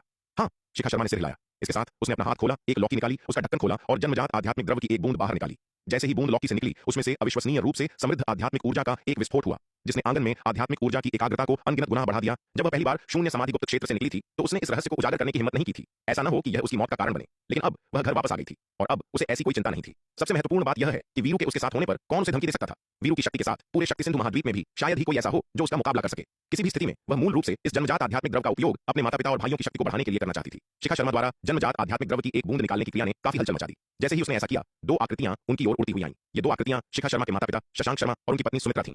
यह जन्मजात आध्यात्मिक द्रव्य है, शशांक शर्मा ने आश्चर्य से कहा। शिखा शर्मा के सामने तैरते हुए अविश्वसनीय रूप से शुद्ध ऊर्जा वाली तरल की बूंद को घूरते हुए वह जल्दी से संभले और आंगन को सील कर दिया ताकि हलचल बाहर न जाए और अवांछित ध्यान आकर्षित न हो। हालांकि यह शर्मा परिवार का क्षेत्र था, लेकिन यह पूरी तरह से सुरक्षित नहीं था। शर्मा परिवार के भीतर अनगिनत संघर्ष मौजूद थे। हालांकि शशांक शर्मा शर्मा परिवार की सीधी रेखा से थे, लेकिन उनकी शाखा कई प्रत्यक्ष वंशजों के बीच विशेष रूप से उत्कृष्ट नहीं मानी जाती थी। शशांक शर्मा की अपनी शक्ति कमजोर नहीं थी। अपनी चोट से पहले वह स्वर्गीय योद्धा सूची में 216वें स्थान पर थे, जिससे वह दिव्य विकास लोक के नीचे एक भयानक विशेषज्ञ बन गए थे। हालांकि इसके बावजूद उनका शर्मा परिवार का वंश अभी भी महत्वहीन था, क्योंकि उन्होंने कभी कोई दिव्य विकास लोक विशेषज्ञ पैदा नहीं किया था। चूंकि उनके दिव्य विकास लोक पूर्वज 500 साल पहले मध्य महाद्वीप की पश्चिमी सीमा पर दानव कबीले के खिलाफ युद्ध में मारे गए थे, तब से उनके वंश से कोई भी नहीं उभरा था। शशांक शर्मा स्वयं उनके शर्मा परिवार के वंश के सबसे मजबूत सदस्य थे। समर्थक के रूप में उनके दिव्य विकास लोक पूर्वज के बिना उनका वंश पतन की ओर बढ़ने लगा था। हालांकि उन्हें अभी भी शर्मा परिवार के प्रत्यक्ष वंशज माना जाता था, लेकिन वे उन वंशों से बहुत कमतर थे जिनके पास दिव्य विकास लोक के पूर्वज थे। जन्मजात आध्यात्मिक द्रव्य एक पौराणिक खजाना था, जिसका दिव्य विकास लोक के विशेषज्ञों के लिए भी बहुत महत्व था। एक बार दूसरों को पता चल गया कि उनके पास जन्मजात आध्यात्मिक द्रव्य है, तो यह अनिवार्य रूप से अंतहीन मुसीबत और आपदा लाएगा। इसलिए शशांक शर्मा को सावधानी से काम लेना पड़ा। शिखा, तुम्हें यह जन्मजात आध्यात्मिक द्रव्य कहां से मिला? शशांक शर्मा ने खुद को संयमित किया, शिखा शर्मा की ओर देखा और गंभीर अभिव्यक्ति के साथ पूछा। मैंने इसे शून्य समाधि गुप्त क्षेत्र से प्राप्त किया था, शिखा शर्मा ने कहा। तो हमारे अलावा क्या कोई और जानता है कि तुम्हारे पास जन्मजात आध्यात्मिक द्रव्य है? शशांक शर्मा ने जल्दी से दबाव डाला। हाँ, शिखा शर्मा ने कुछ नहीं छिपाया और सिर हिलाया। कौन है वो? शिखा शर्मा की बातें सुनकर शशांक शर्मा का दिल बैठ गया और उन्होंने गंभीर चेहरे के साथ पूछा। यदि शिखा शर्मा के पास जन्मजात आध्यात्मिक द्रव्य होने की खबर लीक हो गई तो क्या वे इसकी रक्षा कर पाएंगे? यह एक अलग बात थी। वास्तव में सबसे अच्छा तरीका यह था कि जन्मजात आध्यात्मिक द्रव्य का एक हिस्सा परिवार को सौंप दिया जाए ताकि उनका संरक्षण प्राप्त हो सके। अन्यथा यह संभव था कि उन पर हमला करने वाले पहले व्यक्ति शर्मा परिवार के ही कुछ दिव्य विकास लोक के बुजुर्ग हों। विराट, शिखा शर्मा ने भावहीन होकर कहा। अब केवल विराट जानता है कि उसके पास जन्मजात आध्यात्मिक द्रव्य है। शिखा शर्मा की बातें सुनकर शशांक शर्मा और शेखर शर्मा के चेहरे सख्त हो गए। शिखा, उस विराट ने पैसे के लिए तुम्हें नुकसान पहुंचाने की कोशिश तो नहीं की, है ना? पास ही खड़ी एक मध्यम आयु वर्ग की महिला सुमित्रा ने जल्दी से पूछा। सुमित्रा, तुम क्या कह रही हो? युवा स्वामी विराट के चरित्र। शिखा शर्मा की बातें सुनकर शशांक शर्मा और उनके बेटे शेखर शर्मा के चेहरे के हाव भाव एकदम सख्त हो गए। शिखा, उस विराट ने कहीं पैसों के लिए तुम्हें नुकसान पहुंचाने की कोशिश तो नहीं की? पास बैठी एक अधेड़ उम्र की महिला ने घबराहट में पूछा। यह महिला सुमित्रा थी, शिखा की मां। सुमित्रा, तुम यह क्या कह रही हो? छोटे मालिक विराट के चरित्र को देखते हुए वह भला ऐसा काम कैसे कर सकते हैं? शशांक ने थोड़ी नाराजगी से कहा। हालांकि वह अपनी पत्नी से थोड़ा डरते थे और अक्सर उनकी हां में हां मिलाते थे, लेकिन इतने गंभीर मुद्दे पर वह दुविधा में नहीं रह सकते थे। यह जरूरी नहीं है। जन्मजात आध्यात्मिक द्रव्य जैसे खजाने के सामने कौन जानता है कि उसके मन में क्या खोट आ जाए? सुमित्रा ने नाक सिकोड़ते हुए कहा। और वैसे भी अगर उसने शिखा को चोट नहीं पहुंचाई तो शिखा उससे इतनी नफरत क्यों करती? अपनी बेटी की रक्षा के मामले में वह बिल्कुल पीछे हटने वाली नहीं थी। विराट सूर्यवीर का बेटा है। भाई सूर्यवीर के चरित्र को देखते हुए मुझे पूरा विश्वास है कि उनका बेटा कभी ऐसा धोखेबाजी वाला काम नहीं करेगा, शशांक ने पूरे विश्वास के साथ कहा। सूर्यवीर सूर्यवीर हैं और उनका बेटा है। सिर्फ इसलिए कि सूर्यवीर ऐसा नहीं करेंगे, इसका मतलब यह नहीं कि उनके बेटे में भी वही ईमानदारी हो, सुमित्रा ने बात काटते हुए कहा। वह सूर्यवीर के चरित्र का सम्मान करती थीं। अगर वह सूर्यवीर होते तो वह कभी नहीं सोचती कि वह इतने लालची होंगे, लेकिन उनका बेटा एक अलग मामला था। आखिरकार वह विराट के बारे में ज्यादा नहीं जानती थी। कौन जाने वह किस तरह का इंसान है। सबसे बड़ी बात यह थी कि जब उन्होंने देखा कि उनकी बेटी विराट को पसंद नहीं करती तो स्वाभाविक रूप से उनके मन में भी उसके लिए कोई अच्छी राय नहीं बनी। यह सुनकर शशांक निरुत्तर हो गए। सच कहूं तो विराट के बारे में उनकी जानकारी सिर्फ अफवाहों तक ही सीमित थी। वह उनसे कभी मिले नहीं थे और नहीं जानते थे कि वह किस तरह के व्यक्ति हैं। वह इसकी गारंटी नहीं दे सकते थे कि विराट ऐसा कुछ नहीं करेंगे। मां, मुझे लगता है कि भाई विराट के चरित्र को देखते हुए वह ऐसा काम नहीं करेंगे, शेखर ने दबी जुबान में कहा। चुप रहो, क्या तुम्हें यहां बोलने का कोई हक है? सुमित्रा ने अपने बेटे को गुस्से से घूरा। मां की डांट सुनकर शेखर सहम गया। उसने तुरंत अपना मुंह बंद कर लिया और एक शब्द भी बोलने की हिम्मत नहीं की। शिखा, अपनी मां को सच सच बताओ, क्या उस विराट ने तुम्हें परेशान किया? सुमित्रा शिखा की ओर मुड़ी और बोली, डरो मत। अगर यह सच है तो भले ही वह लड़का कितना भी ताकतवर क्यों ना हो, तुम्हारी मां तुम्हारे लिए खड़ी होगी और उसके पिता से न्याय मांगेगी। विराट ने अपनी ताकत के दम पर उनकी बेटी को परेशान करने की हिम्मत की और उन्हें विश्वास नहीं था कि सूर्यवीर इतने अनुचित होंगे। अगर उस लड़के ने वाकई उनकी बेटी को परेशान करने की हिम्मत की तो वह खुद दक्षिणी महाद्वीप जाकर सूर्यवीर से हिसाब बराबर करेंगी। शिखा के बगल में खड़ा लड़का चुपचाप सुमित्रा को देख रहा था। उसकी एक शब्द बोलने की हिम्मत नहीं हो रही थी। अरे मां, आप बहुत ज्यादा सोच रही हैं, ऐसा कुछ नहीं हुआ, शिखा ने नखरे से कहा। विराट की ताकत के साथ अगर वह मुझे परेशान करना भी चाहता तो उसमें इतनी क्षमता ही नहीं है। क्या वह सच में सोचता है कि मैं कोई कमजोर हूं? मैं उसे पीट पीट कर उसका कचूमर निकाल दूंगी। बोलते समय शिखा ने अपनी नन्ही मुट्ठी हवा में लहराई। वह काफी खतरनाक लग रही थी। उसे केवल इस बात का डर था कि विराट उसके वीरू को उससे दूर ले जाएगा, न कि उसे विराट की ताकत का डर था। शिखा की बातें सुनकर उसके बगल में खड़ा लड़का फिर से उसे देखे बिना नहीं रह सका, पर वह चुप ही रहा। सच कहूं तो हालांकि शिखा बहुत ताकतवर थी, लेकिन अगर सच में लड़ाई की नौबत आई तो 90% संभावना थी कि वह उसके असली रूप का मुकाबला नहीं कर पाएगी। बेशक उसने यह बात अपने तक ही सीमित रखी और शिखा को उकसाने के लिए इसे जोर से कहने की जरूरत नहीं समझी, वरना वह मौके पर ही आग बबूला हो जाती। ओह शिखा, जब जब विराट ने तुम्हें कभी परेशान नहीं किया तो तुम्हें उससे इतनी दिक्कत क्यों है? अपनी बेटी की बातें सुनकर सुमित्रा ने थोड़ा अजीब महसूस करते हुए कहा। अपनी मां की बातें सुनकर शिखा का चेहरा सख्त हो गया। हम्फ, मुझे बस वह पसंद नहीं है। क्या मुझे इसके लिए किसी कारण की जरूरत है? शिखा ने गुस्से में कहा। हाँ हाँ, जब मेरी प्यारी बेटी उसे पसंद नहीं करती तो मुझे लगता है कि वह लड़का भी कोई अच्छा इंसान नहीं होगा, इसलिए स्वाभाविक रूप से किसी कारण की जरूरत नहीं है, सुमित्रा ने मुस्कुराते हुए कहा। मां और बेटी के बीच की बातचीत सुनकर वह युवक फिर से उन्हें चुपचाप देखने पर मजबूर हो गया। चुपचाप बैठे पिता और पुत्र शशांक और शेखर को देखकर उसे अचानक लगा कि शर्मा परिवार में उसकी भविष्य की स्थिति खतरे में है। छोड़िए, उस बदमाश विराट के बारे में अब और बात नहीं करते, शिखा ने अपना हाथ लहराते हुए कहा। पिताजी, मां, भैया, वीरू और चुंकी, चलिए जन्मजात आध्यात्मिक द्रव्य को बांट लेते हैं। इसके साथ ही शिखा ने लौकी में मौजूद जन्मजात आध्यात्मिक द्रव्य को 6 बराबर हिस्सों में बांट दिया और अपने माता पिता शेखर, युवा, शिखर शर्मा, दासी चुंकी और खुद को एक एक हिस्सा दे दिया। शिखा, तुम्हें हमें ये 2 हिस्से देने की जरूरत नहीं है, इन्हें अपनी साधना के लिए रखो, सुमित्रा ने अपने और शशांक के हिस्से शिखा को वापस करते हुए कहा। हम दोनों से ज्यादा तुम्हें इस जन्मजात आध्यात्मिक द्रव्य की जरूरत है। शिखा शर्मा परिवार की युवा पीढ़ी में सबसे उत्कृष्ट मार्शल आर्ट प्रतिभा थी और इस बात की बहुत अधिक संभावना थी कि वह भविष्य में दिव्य विकास लोक को तोड़ पाएंगी। स्वाभाविक रूप से सुमित्रा अपनी बेटी के संसाधनों का उपयोग करके उसकी साधना में देरी नहीं करना चाहती थी। पिताजी, मां, कृपया इन्हें स्वीकार करें, मेरे पास बहुत सारे हैं, यह मेरे लिए लंबे समय तक साधना करने के लिए पर्याप्त से अधिक है, शिखा ने कहा। हमें सच में इनकी जरूरत नहीं है। हमारी मार्शल आर्ट प्रतिभा के साथ भले ही हम ये जन्मजात आध्यात्मिक द्रव्य ले भी लें तो भी दिव्य विकास लोक में टूटने की संभावना अधिक नहीं होगी। इन्हें हम पर बर्बाद करने के बजाय बेहतर है कि तुम इन्हें अपने लिए रखो। तुम हमारे परिवार की भविष्य की उम्मीद हो, हमारे वंश का भविष्य पूरी तरह तुम पर निर्भर है, शशांक ने भी मना कर दिया। पिताजी, मां, अगर आप इन्हें नहीं चाहते तो मुझे भी नहीं चाहिए, मैं ये सब वीरू को दे दूंगी, शिखा ने गुस्से में कहा जब उसने देखा कि उसके माता पिता लगातार मना कर रहे हैं। यह सुनकर शशांक और सुमित्रा ने एक दूसरे की ओर देखा। अगर शिखा ने अपने 2 हिस्से केवल शिखर शर्मा, वीरू को दिए होते तो उन्हें कोई खास आपत्ति नहीं होती। आखिरकार ये खजाने उनकी बेटी के थे और उन्हें अपने दांव साथी पर इस्तेमाल करना स्वाभाविक था। हालांकि शिखा की यह धमकी कि वह सब कुछ दे देगी ने शर्मा दंपति को मुश्किल में डाल दिया। वे नहीं चाहते थे कि उनकी बेटी गुस्से के एक पल के कारण अपना मार्शल आर्ट भविष्य बर्बाद कर ले। ठीक है, चूंकि यह तुम्हारा प्यार भरा प्रस्ताव है, हम केवल इसे स्वीकार कर सकते हैं, शशांक ने कुछ बेबसी से कहा। उनकी बेटी बहुत जिद्दी थी और हमेशा अपनी बात पर अड़ी रहती थी। अगर वे मना करते रहते तो वह वास्तव में गुस्से में आकर अपने लिए सारा जन्मजात आध्यात्मिक द्रव्य छोड़ देती और सब कुछ युवा शिखर शर्मा को दे देती। अब हुई ना बात, शिखा ने संतुष्टि के साथ कहा जब उसने देखा कि शशांक और सुमित्रा ने उसके द्वारा दिए गए जन्मजात आध्यात्मिक द्रव्य के 2 हिस्सों को स्वीकार कर लिया है। शेखर, अब जब तुम्हारे पास जन्मजात आध्यात्मिक द्रव्य का यह हिस्सा है तो तुम्हें अब से लगन से साधना करनी होगी। 6 महीने में परिवार की शताब्दी महाप्रतियोगिता होने वाली है। तुम्हें इस प्रतियोगिता में अपना सर्वश्रेष्ठ प्रदर्शन करना होगा, शशांक ने अपने बगल में बैठे शेखर की ओर देखते हुए कहा। जी पिताजी, मैं निश्चित रूप से लगन से साधना करूंगा और आपको कभी निराश नहीं करूंगा, शेखर ने जल्दी से जवाब दिया। तलवार संप्रदाय के क्षेत्र के पूर्वी हिस्से में एक भव्य महल के भीतर एल्डर योगिता निर्वस्त्र अवस्था में प्राचीन महाद्वीप की धाराओं के जल से भरे एक छोटे से कुंड में भीगते हुए इत्मीनान से प्राचीन दिव्य धारा मदिरा की चुस्कियां ले रही थीं। यह प्राचीन दिव्य धारा मदिरा विराट द्वारा दिया गया एक उपहार था जिसे उन्होंने अभी तक खत्म नहीं किया था। वह हर दिन केवल थोड़ी सी ही पीती थीं। आखिरकार तलवार संप्रदाय के भीतर भी प्राचीन दिव्य धारा मदिरा अभी भी एक दुर्लभ वस्तु थी। हर 6 महीने में केवल एक ही खेप का उत्पादन किया जा सकता था और पैसे भी इसकी उपलब्धता की गारंटी नहीं दे सकते थे। उन्हें इस स्वादिष्ट मदिरा को बचाकर रखना था, वरना एक बार यह खत्म हो गई तो पता नहीं प्राचीन दिव्य धारा मदिरा की अगली लौकी के लिए उन्हें कितना इंतजार करना पड़ेगा। जैसे ही एल्डर योगिता नशे में धुत होने लगीं, अचानक सफेद कपड़ों में एक आकृति महल में दाखिल हुई। एल्डर योगिता की हालत देखकर वह आकृति जम गई, जल्दी से रुकी और जाने के लिए मुड़ी। अरे विराट, तुम क्या कर रहे हो? तुम इतनी जल्दी में आए, एक शब्द भी नहीं कहा और इतनी जल्दी में चले गए। क्या चल रहा है? एल्डर योगिता ने नशे में धुंधली आंखों से उस आकृति पर नजर डाली और नशे में लड़खड़ाती आवाज में कहा।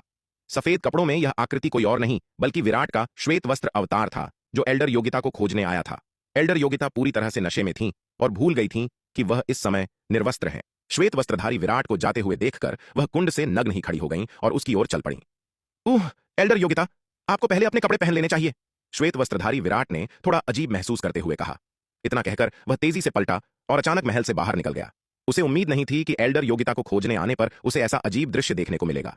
सौभाग्य से उसने समय रहते प्रतिक्रिया दी, और चूंकि एल्डर योगिता का अधिकांश शरीर कुंड में डूबा हुआ था, इसलिए उसने कुछ भी नहीं देखा था। विराट की बातें सुनकर एल्डर योगिता को अचानक एहसास हुआ कि उन्होंने कोई कपड़े नहीं पहने हैं। एल्डर योगिता जम गईं। अपने नग्न शरीर को देखते हुए उनका चेहरा शर्म से लाल हो गया। ओह नहीं, क्या उस छोकरे ने सब कुछ देख लिया? एल्डर योगिता का नशा थोड़ा उतरा और उन्होंने जल्दी से अपने कपड़े पहने। उनका चेहरा अभी भी शर्म से जल रहा था। गनीमत थी कि आसपास कोई और नहीं था, वरना अगर बात बाहर फैल जाती तो वह किसी को मुंह दिखाने लायक नहीं रहती। एल्डर योगिता ने खुद को शांत करने की कोशिश की और काफी देर बाद उनके जलते हुए गाल थोड़े शांत हुए, लेकिन उनका चेहरा अभी भी लाल था और वह अभी भी काफी शर्मिंदा थीं। उनकी इतनी उम्र में यह पहली बार था जब उनका सामना ऐसी किसी स्थिति से हुआ था, और एक पल के लिए वह पूरी तरह से हतप्रभ महसूस कर रही थीं। समझ नहीं पा रही थीं कि क्या करें। विराट, यहां आओ। एक और लंबे विराम के बाद एल्डर योगिता ने आखिरकार बाहर आवाज लगाई। एल्डर योगिता की पुकार सुनकर श्वेत वस्त्रधारी विराट थोड़ी देर झिझका और आखिरकार अंदर दाखिल हुआ। एल्डर योगिता, श्वेत वस्त्रधारी विराट ने थोड़ा अजीब महसूस करते हुए पुकारा। उसे शर्मिंदगी महसूस हो रही थी और समझ नहीं आ रहा था कि एल्डर योगिता का सामना कैसे करे। हालांकि उसने कुछ नहीं देखा था, लेकिन इस दृश्य का गवाह बनना ही उसे बेहद असहज महसूस कराने के लिए काफी था। इस बार तुम यहां क्यों आए हो? एल्डर योगिता ने उसे घूरते हुए चिढ़कर पूछा। हालांकि विराट द्वारा इस स्थिति में पकड़े जाने से उन्हें शर्म और गुस्सा महसूस हो रहा था, लेकिन वह समझती थीं कि विराट ने यह जानबूझकर नहीं किया था। विराट के व्यक्तित्व को देखते हुए भले ही वह उसके लिए निर्वस्त्र हो जाएं, वह देखने की हिम्मत नहीं करेगा। इसके अलावा आज की घटनाओं के लिए वह भी कुछ हद तक जिम्मेदार थीं। वह स्नान करते समय महल के व्यूह को सक्रिय करना भूल गई थीं, इसलिए वह पूरी तरह से विराट को दोष नहीं दे सकती थीं। हालांकि विराट ने महल में विभिन्न व्यूह स्थापित किए थे, जो सक्रिय होने पर सभी बाहरी चुभती नजरों को रोक देते। अगर उन्होंने उन्हें सक्रिय किया होता तो दूसरों को स्वाभाविक रूप से पता चल जाता कि वह वर्तमान में मेहमानों से मिलने में असमर्थ हैं। एल्डर योगिता आलसी रहने की आदी थीं और कोई भी उनके महल में आने की हिम्मत नहीं करता था। भले ही कोई आता तो वह आमतौर पर एल्डर विदुषी, एल्डर नयना या दिव्य पवन महल की महारानी रेणुका होती थीं। इन लोगों के सामने एल्डर योगिता हमेशा बहुत बेपरवाह रहती थीं। ऐसा नहीं था कि उन्होंने अपनी गुरु बहनों के साथ पहले कभी स्नान नहीं किया था। वे सभी महिलाएं थीं और इससे कोई फर्क नहीं पड़ता था कि वे एक दूसरे के सामने नग्न हैं। इसलिए हालांकि महल में व्यूह था, एल्डर योगिता आमतौर पर इसे सक्रिय करने के लिए बहुत आलसी थीं, लेकिन उन्हें कभी उम्मीद नहीं थी कि उनका आलस्य आज ऐसी अजीब स्थिति का कारण बनेगा। ओह, बात ऐसी है, भाई गिरीश के साथ व्यापार करने का समय फिर से करीब आ गया है, लेकिन मेरा मुख्य शरीर अभी भी उत्तरी महाद्वीप में लोमड़ी कबीले की पैतृक भूमि के रास्ते में है और मेरे लिए वापस आना असुविधाजनक है। इसलिए इस बार भी मुझे भाई गिरीश के साथ व्यापार करने के लिए शून्य समाधि गुप्त क्षेत्र में प्रवेश करने के लिए एल्डर योगिता को कष्ट देना होगा। श्वेत वस्त्रधारी विराट ने कहा। तुम मुझे संदेश क्यों नहीं भेज देते? मैं खुद तुम्हारे पास आ जाती। तुम्हें यहां तक आने की क्या जरूरत थी? एल्डर योगिता ने उसे एक नाराजगी भरी नजर देते हुए कहा। मैं इस तरह हुक्म चलाने की जुर्रत कैसे कर सकता हूं एल्डर? क्या यह अनादर नहीं होगा? सफेद कपड़ों में विराट ने जबरदस्ती मुस्कुराते हुए सावधानी से कहा। हालांकि एल्डर योगिता नाम मात्र के लिए उसके साथी के रूप में काम कर रही थीं, लेकिन विराट दिव्य पवन महल की इन वरिष्ठों के प्रति रत्ती भर भी अनादर दिखाने की हिम्मत नहीं करता था। आखिरकार वे बुजुर्ग थीं और वह एक जूनियर। बुजुर्गों का सम्मान करना ही सही था। विराट सिर्फ इसलिए इन वरिष्ठों के सामने हवा में उड़ने की हिम्मत नहीं करता था क्योंकि वह अमीर था। ठीक है, मुझे सामान दो, एल्डर योगिता ने अपना हाथ बढ़ाते हुए कहा। उन्होंने विराट के साथ इस मामले को तूल नहीं दिया। हालांकि उस लड़के ने उन्हें नग्न देख लिया होगा, जो उनके लिए एक नुकसान था, लेकिन यह देखते हुए कि उसने पिछले कुछ वर्षों में उनके साथ काफी अच्छा व्यवहार किया था और इसके अलावा उसने जानबूझकर ऐसा नहीं किया था, वह उसके खिलाफ इसे पकड़कर रखने के लिए बहुत आलसी थी। बेशक यह केवल इसलिए था क्योंकि यह व्यक्ति विराट था, अन्यथा यदि यह कोई और होता, भले ही वह जानबूझकर न हो, उन्हें निश्चित रूप से गंभीर पिटाई मिलती। यह सुनकर सफेद कपड़ों वाले विराट ने जल्दी से एक स्थानिक अंगूठी निकाली और एल्डर योगिता को सौंप दी। एल्डर योगिता ने अंगूठी ली और अपनी दिव्य चेतना से इसकी जांच की। हाँ, यह पिछली बार से अलग क्यों है? इसमें 100 अरब जिन ज्यादा हैं। एल्डर योगिता ने हैरान होकर पूछा। इस स्थानिक अंगूठी में कम से कम 200 अरब जिन नागदंत चावल थे। हाल के वर्षों में विराट और गिरीश के लेन देन में आमतौर पर एक बार में 100 अरब जिन नागदंत चावल शामिल होते थे, लेकिन इस बार यह सामान्य से 100 अरब जिन अधिक था। उन्हें संदेह था कि विराट ने गलती की होगी। मैंने पिछली बार भाई गिरीश से कहा था कि शून्य समाधि महाद्वीप के साथ हमारा लेन देन भविष्य में और बड़ा होता जाएगा। चूंकि मैंने यह कह दिया है, मुझे अपनी बात रखनी होगी। इसके अलावा मैं हाल ही में बहुत सारे जन्मजात जादुई खजाने का उपयोग कर रहा हूं, इसलिए मुझे स्टॉक करने के लिए कुछ और विनिमय करने की आवश्यकता है, विराट ने मुस्कुराते हुए कहा। उसने पिछली बार गिरीश से एक वादा किया था, इसलिए स्वाभाविक रूप से उसे इस बार अपनी बात रखनी थी। इसके अलावा वह इस बार व्यक्तिगत रूप से गिरीश के साथ व्यवहार नहीं कर रहा था। गिरीश और शून्य समाधि महाद्वीप के 3 एल्डर्स की किसी भी गलतफहमी से बचने के लिए वह उनकी चिंताओं को दूर करने के लिए उन्हें अधिक नागदंत चावल बेचना चाहता था। इसके अलावा उसने हाल ही में असामान्य रूप से बड़ी संख्या में जन्मजात जादुई खजानों का उपभोग किया था और उसका पिछला भंडार लगभग पूरी तरह से समाप्त हो गया था। उसे वास्तव में अप्रत्याशित परिस्थितियों के लिए तैयार रहने के लिए और अधिक जन्मजात जादुई खजानों का विनिमय करने की आवश्यकता थी। हाल के समय की घटनाओं के बाद वह समझ गया था कि जन्मजात जादुई खजाने शक्ति सिंधु महाद्वीप पर एक प्रकार की कठोर मुद्रा थे, जो 9वें दर्जे के आध्यात्मिक पत्थरों से भी अधिक मूल्यवान थे। कुछ दिव्य विकास लोक विशेषज्ञ 9वें दर्जे के आध्यात्मिक पत्थरों से इनकार कर सकते हैं, लेकिन वे आमतौर पर जन्मजात जादुई खजानों से इनकार नहीं करेंगे। ऐसा इसलिए था क्योंकि दिव्य विकास लोक विशेषज्ञों के लिए 9वें दर्जे के आध्यात्मिक पत्थरों का प्रभाव पहले से ही सीमित था, इसलिए उनके लिए उनका कोई खास आकर्षण नहीं था। हालांकि जन्मजात जादुई खजाने दिव्य विकास लोक विशेषज्ञों की युद्ध शक्ति को काफी बढ़ाने की उनकी क्षमता के कारण उनके लिए अत्यधिक आकर्षण रखते हैं। ठीक है, एल्डर योगिता ने सहमति में सिर हिलाया। बिना किसी देरी के वह तुरंत निकल पड़ी, टेलीपोर्टेशन व्यूह के माध्यम से दक्षिणी महाद्वीप लौटी और फिर शून्य समाधि महाद्वीप में प्रवेश करने के लिए दक्षिणी महाद्वीप के अंतर आयामी टेलीपोर्टेशन व्यूह का उपयोग किया। कई दिनों की उड़ान के बाद एल्डर योगिता सम्राट स्तर की 13वीं मुहर पर पहुंची, जहां उन्होंने गिरीश को पहले से ही इंतजार करते हुए पाया। एल्डर योगिता को देखकर गिरीश जल्दी से उनका स्वागत करने गया। हालांकि विराट इस बार प्रकट नहीं हुआ था, लेकिन वह पहले की तरह संदिग्ध नहीं था। औपचारिकताओं के आदान प्रदान के बाद एल्डर योगिता ने 20 अरब जिन नागदंत चावल वाली एक स्थानिक अंगूठी निकाली और गिरीश को सौंप दी और कहा, साथी दांववादी गिरीश, विराट ने कहा कि शून्य समाधि महाद्वीप के लिए आपके उत्साह को देखते हुए उसने इस बार उन्हें बेचे जाने वाले नागदंत चावल की मात्रा दोगुनी कर दी है। यहां पूरे 20 अरब जिन नागदंत चावल हैं, कृपया इसे सावधानी से गिन लें। यह सुनकर गिरीश पहले तो दंग रह गया, फिर खुशी से झूम उठा। उसने जल्दी से एल्डर योगिता से स्थानिक अंगूठी ली और अपनी दिव्य चेतना के साथ उसमें प्रवेश करते हुए देखा कि अंदर नागदंत चावल की मात्रा वास्तव में पिछली राशि से दोगुनी थी, जो पूरे 20 अरब जिन तक पहुंच गई थी। धन्यवाद साथी दांववादी योगिता। स्थानिक अंगूठी के अंदर नागदंत चावल के पहाड़ को देखकर गिरीश ने उत्साह से कहा, भाई विराट वास्तव में अपनी जुबान के पक्के आदमी हैं, हमेशा अपने वादे निभाते हैं। जब आप वापस जाएं तो कृपया भाई विराट को मेरा आभार व्यक्त करें। ठीक है, एल्डर योगिता ने सहमति में सिर हिलाया। 20 अरब जिन नागदंत चावल वाली स्थानिक अंगूठी को स्वीकार करने के बाद गिरीश ने जल्दी से एल्डर योगिता के चुनने के लिए बड़ी संख्या में जादुई खजाने निकाले। एल्डर योगिता ने 60 से अधिक जन्मजात जादुई खजाने और 10,000 से अधिक 9वें दर्जे के जादुई खजाने चुने। खजानों का चयन करने के बाद एल्डर योगिता ने गिरीश को विदाई दी और सम्राट स्तर की 13वीं मुहर छोड़ दी। एल्डर योगिता की जाती हुई आकृति को देखते हुए गिरीश भावनाओं के सैलाब को महसूस किए बिना नहीं रह सका। ऐसा लगता था कि उनके संप्रदाय में भाई विराट का रुतबा उसकी कल्पना से भी ऊंचा था। वह उसे कितना नागदंत चावल बेचता है, यह पूरी तरह से भाई विराट पर निर्भर था। भाई विराट ने कहा कि वह कीमत दोगुनी कर देंगे और उन्होंने ऐसा इतनी आसानी से किया, पिछली बार उनसे किए गए वादे को पूरा करते हुए। ऐसा लगता था कि जब तक भाई विराट वहां थे, इस सौदे में कोई अप्रत्याशित समस्या नहीं आएगी और शून्य समाधि महाद्वीप में नागदंत चावल की आपूर्ति मूल रूप से सुरक्षित थी। गिरीश 20 अरब जिन नागदंत चावल लेकर अमर स्तर की मुहर की ओर उड़ गया। दक्षिणी महाद्वीप लौटने के बाद एल्डर योगिता ने 60 से अधिक जन्मजात जादुई खजाने और 10,000 से अधिक 9वें दर्जे के जादुई खजाने श्वेत वस्त्रधारी विराट को सौंप दिए। इस बार विराट ने उनके बीच से एक मध्यम श्रेणी का जन्मजात रक्षात्मक चोला, मिड ग्रेड इन्नेट डिफेंसिव रोब चुना और उसे एल्डर योगिता को उनके काम के भुगतान के रूप में दे दिया। एल्डर योगिता ने खुशी खुशी मध्यम श्रेणी का जन्मजात रक्षात्मक चोला स्वीकार कर लिया। वह काफी संतुष्ट महसूस कर रही थी। यह बच्चा हमेशा की तरह समझदार है। चूंकि ऐसा है तो वह पिछली बार लगभग नग्न देखे जाने के लिए उसके खिलाफ कोई मनमुटाव नहीं रखेंगी। एल्डर योगिता ने मध्यम श्रेणी का जन्मजात रक्षात्मक चोला लिया और अपनी एकांत साधना शुरू करने के लिए अपने महल में लौट आईं। इस मध्यम श्रेणी के जन्मजात रक्षात्मक चोले के साथ ही मध्यम श्रेणी की जन्मजात तलवार जो उन्होंने पहले हासिल की थी, एक रक्षा के लिए और एक अपराध के लिए। उन्होंने अनुमान लगाया कि वह मध्यम चरण दिव्य विकास लोक विशेषज्ञ के साथ मुकाबला करने में सक्षम होंगी।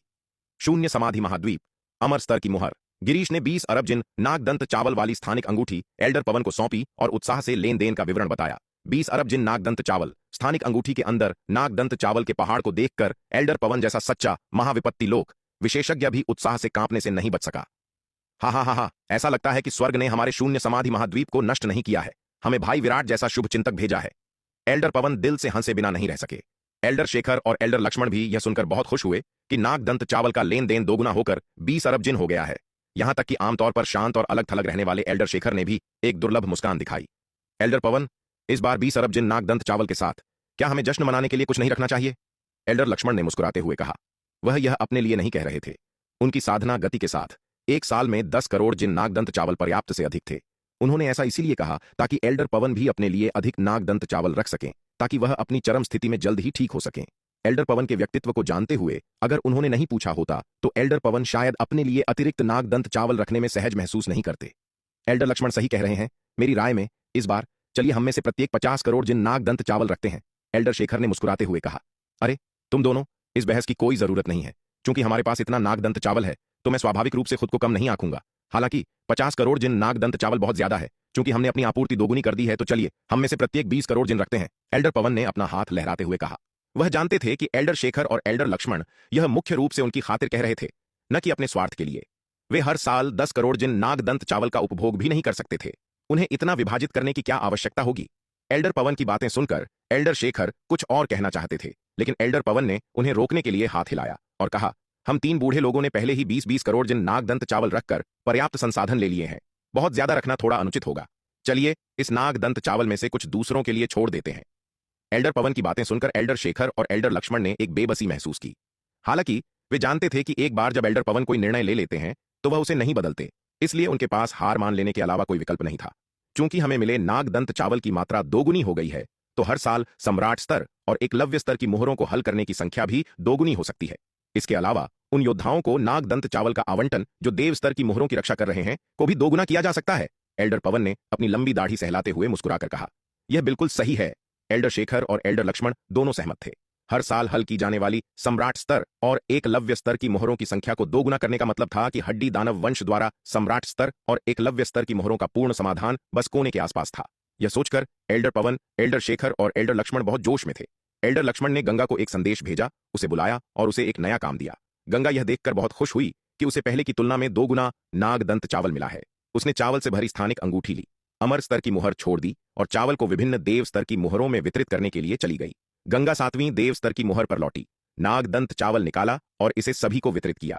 जब उन्होंने गंगा को यह कहते सुना कि इस बार वितरित नागदंत चावल की मात्रा पहले की तुलना में दोगुनी है तो हर कोई बहुत खुश हुआ।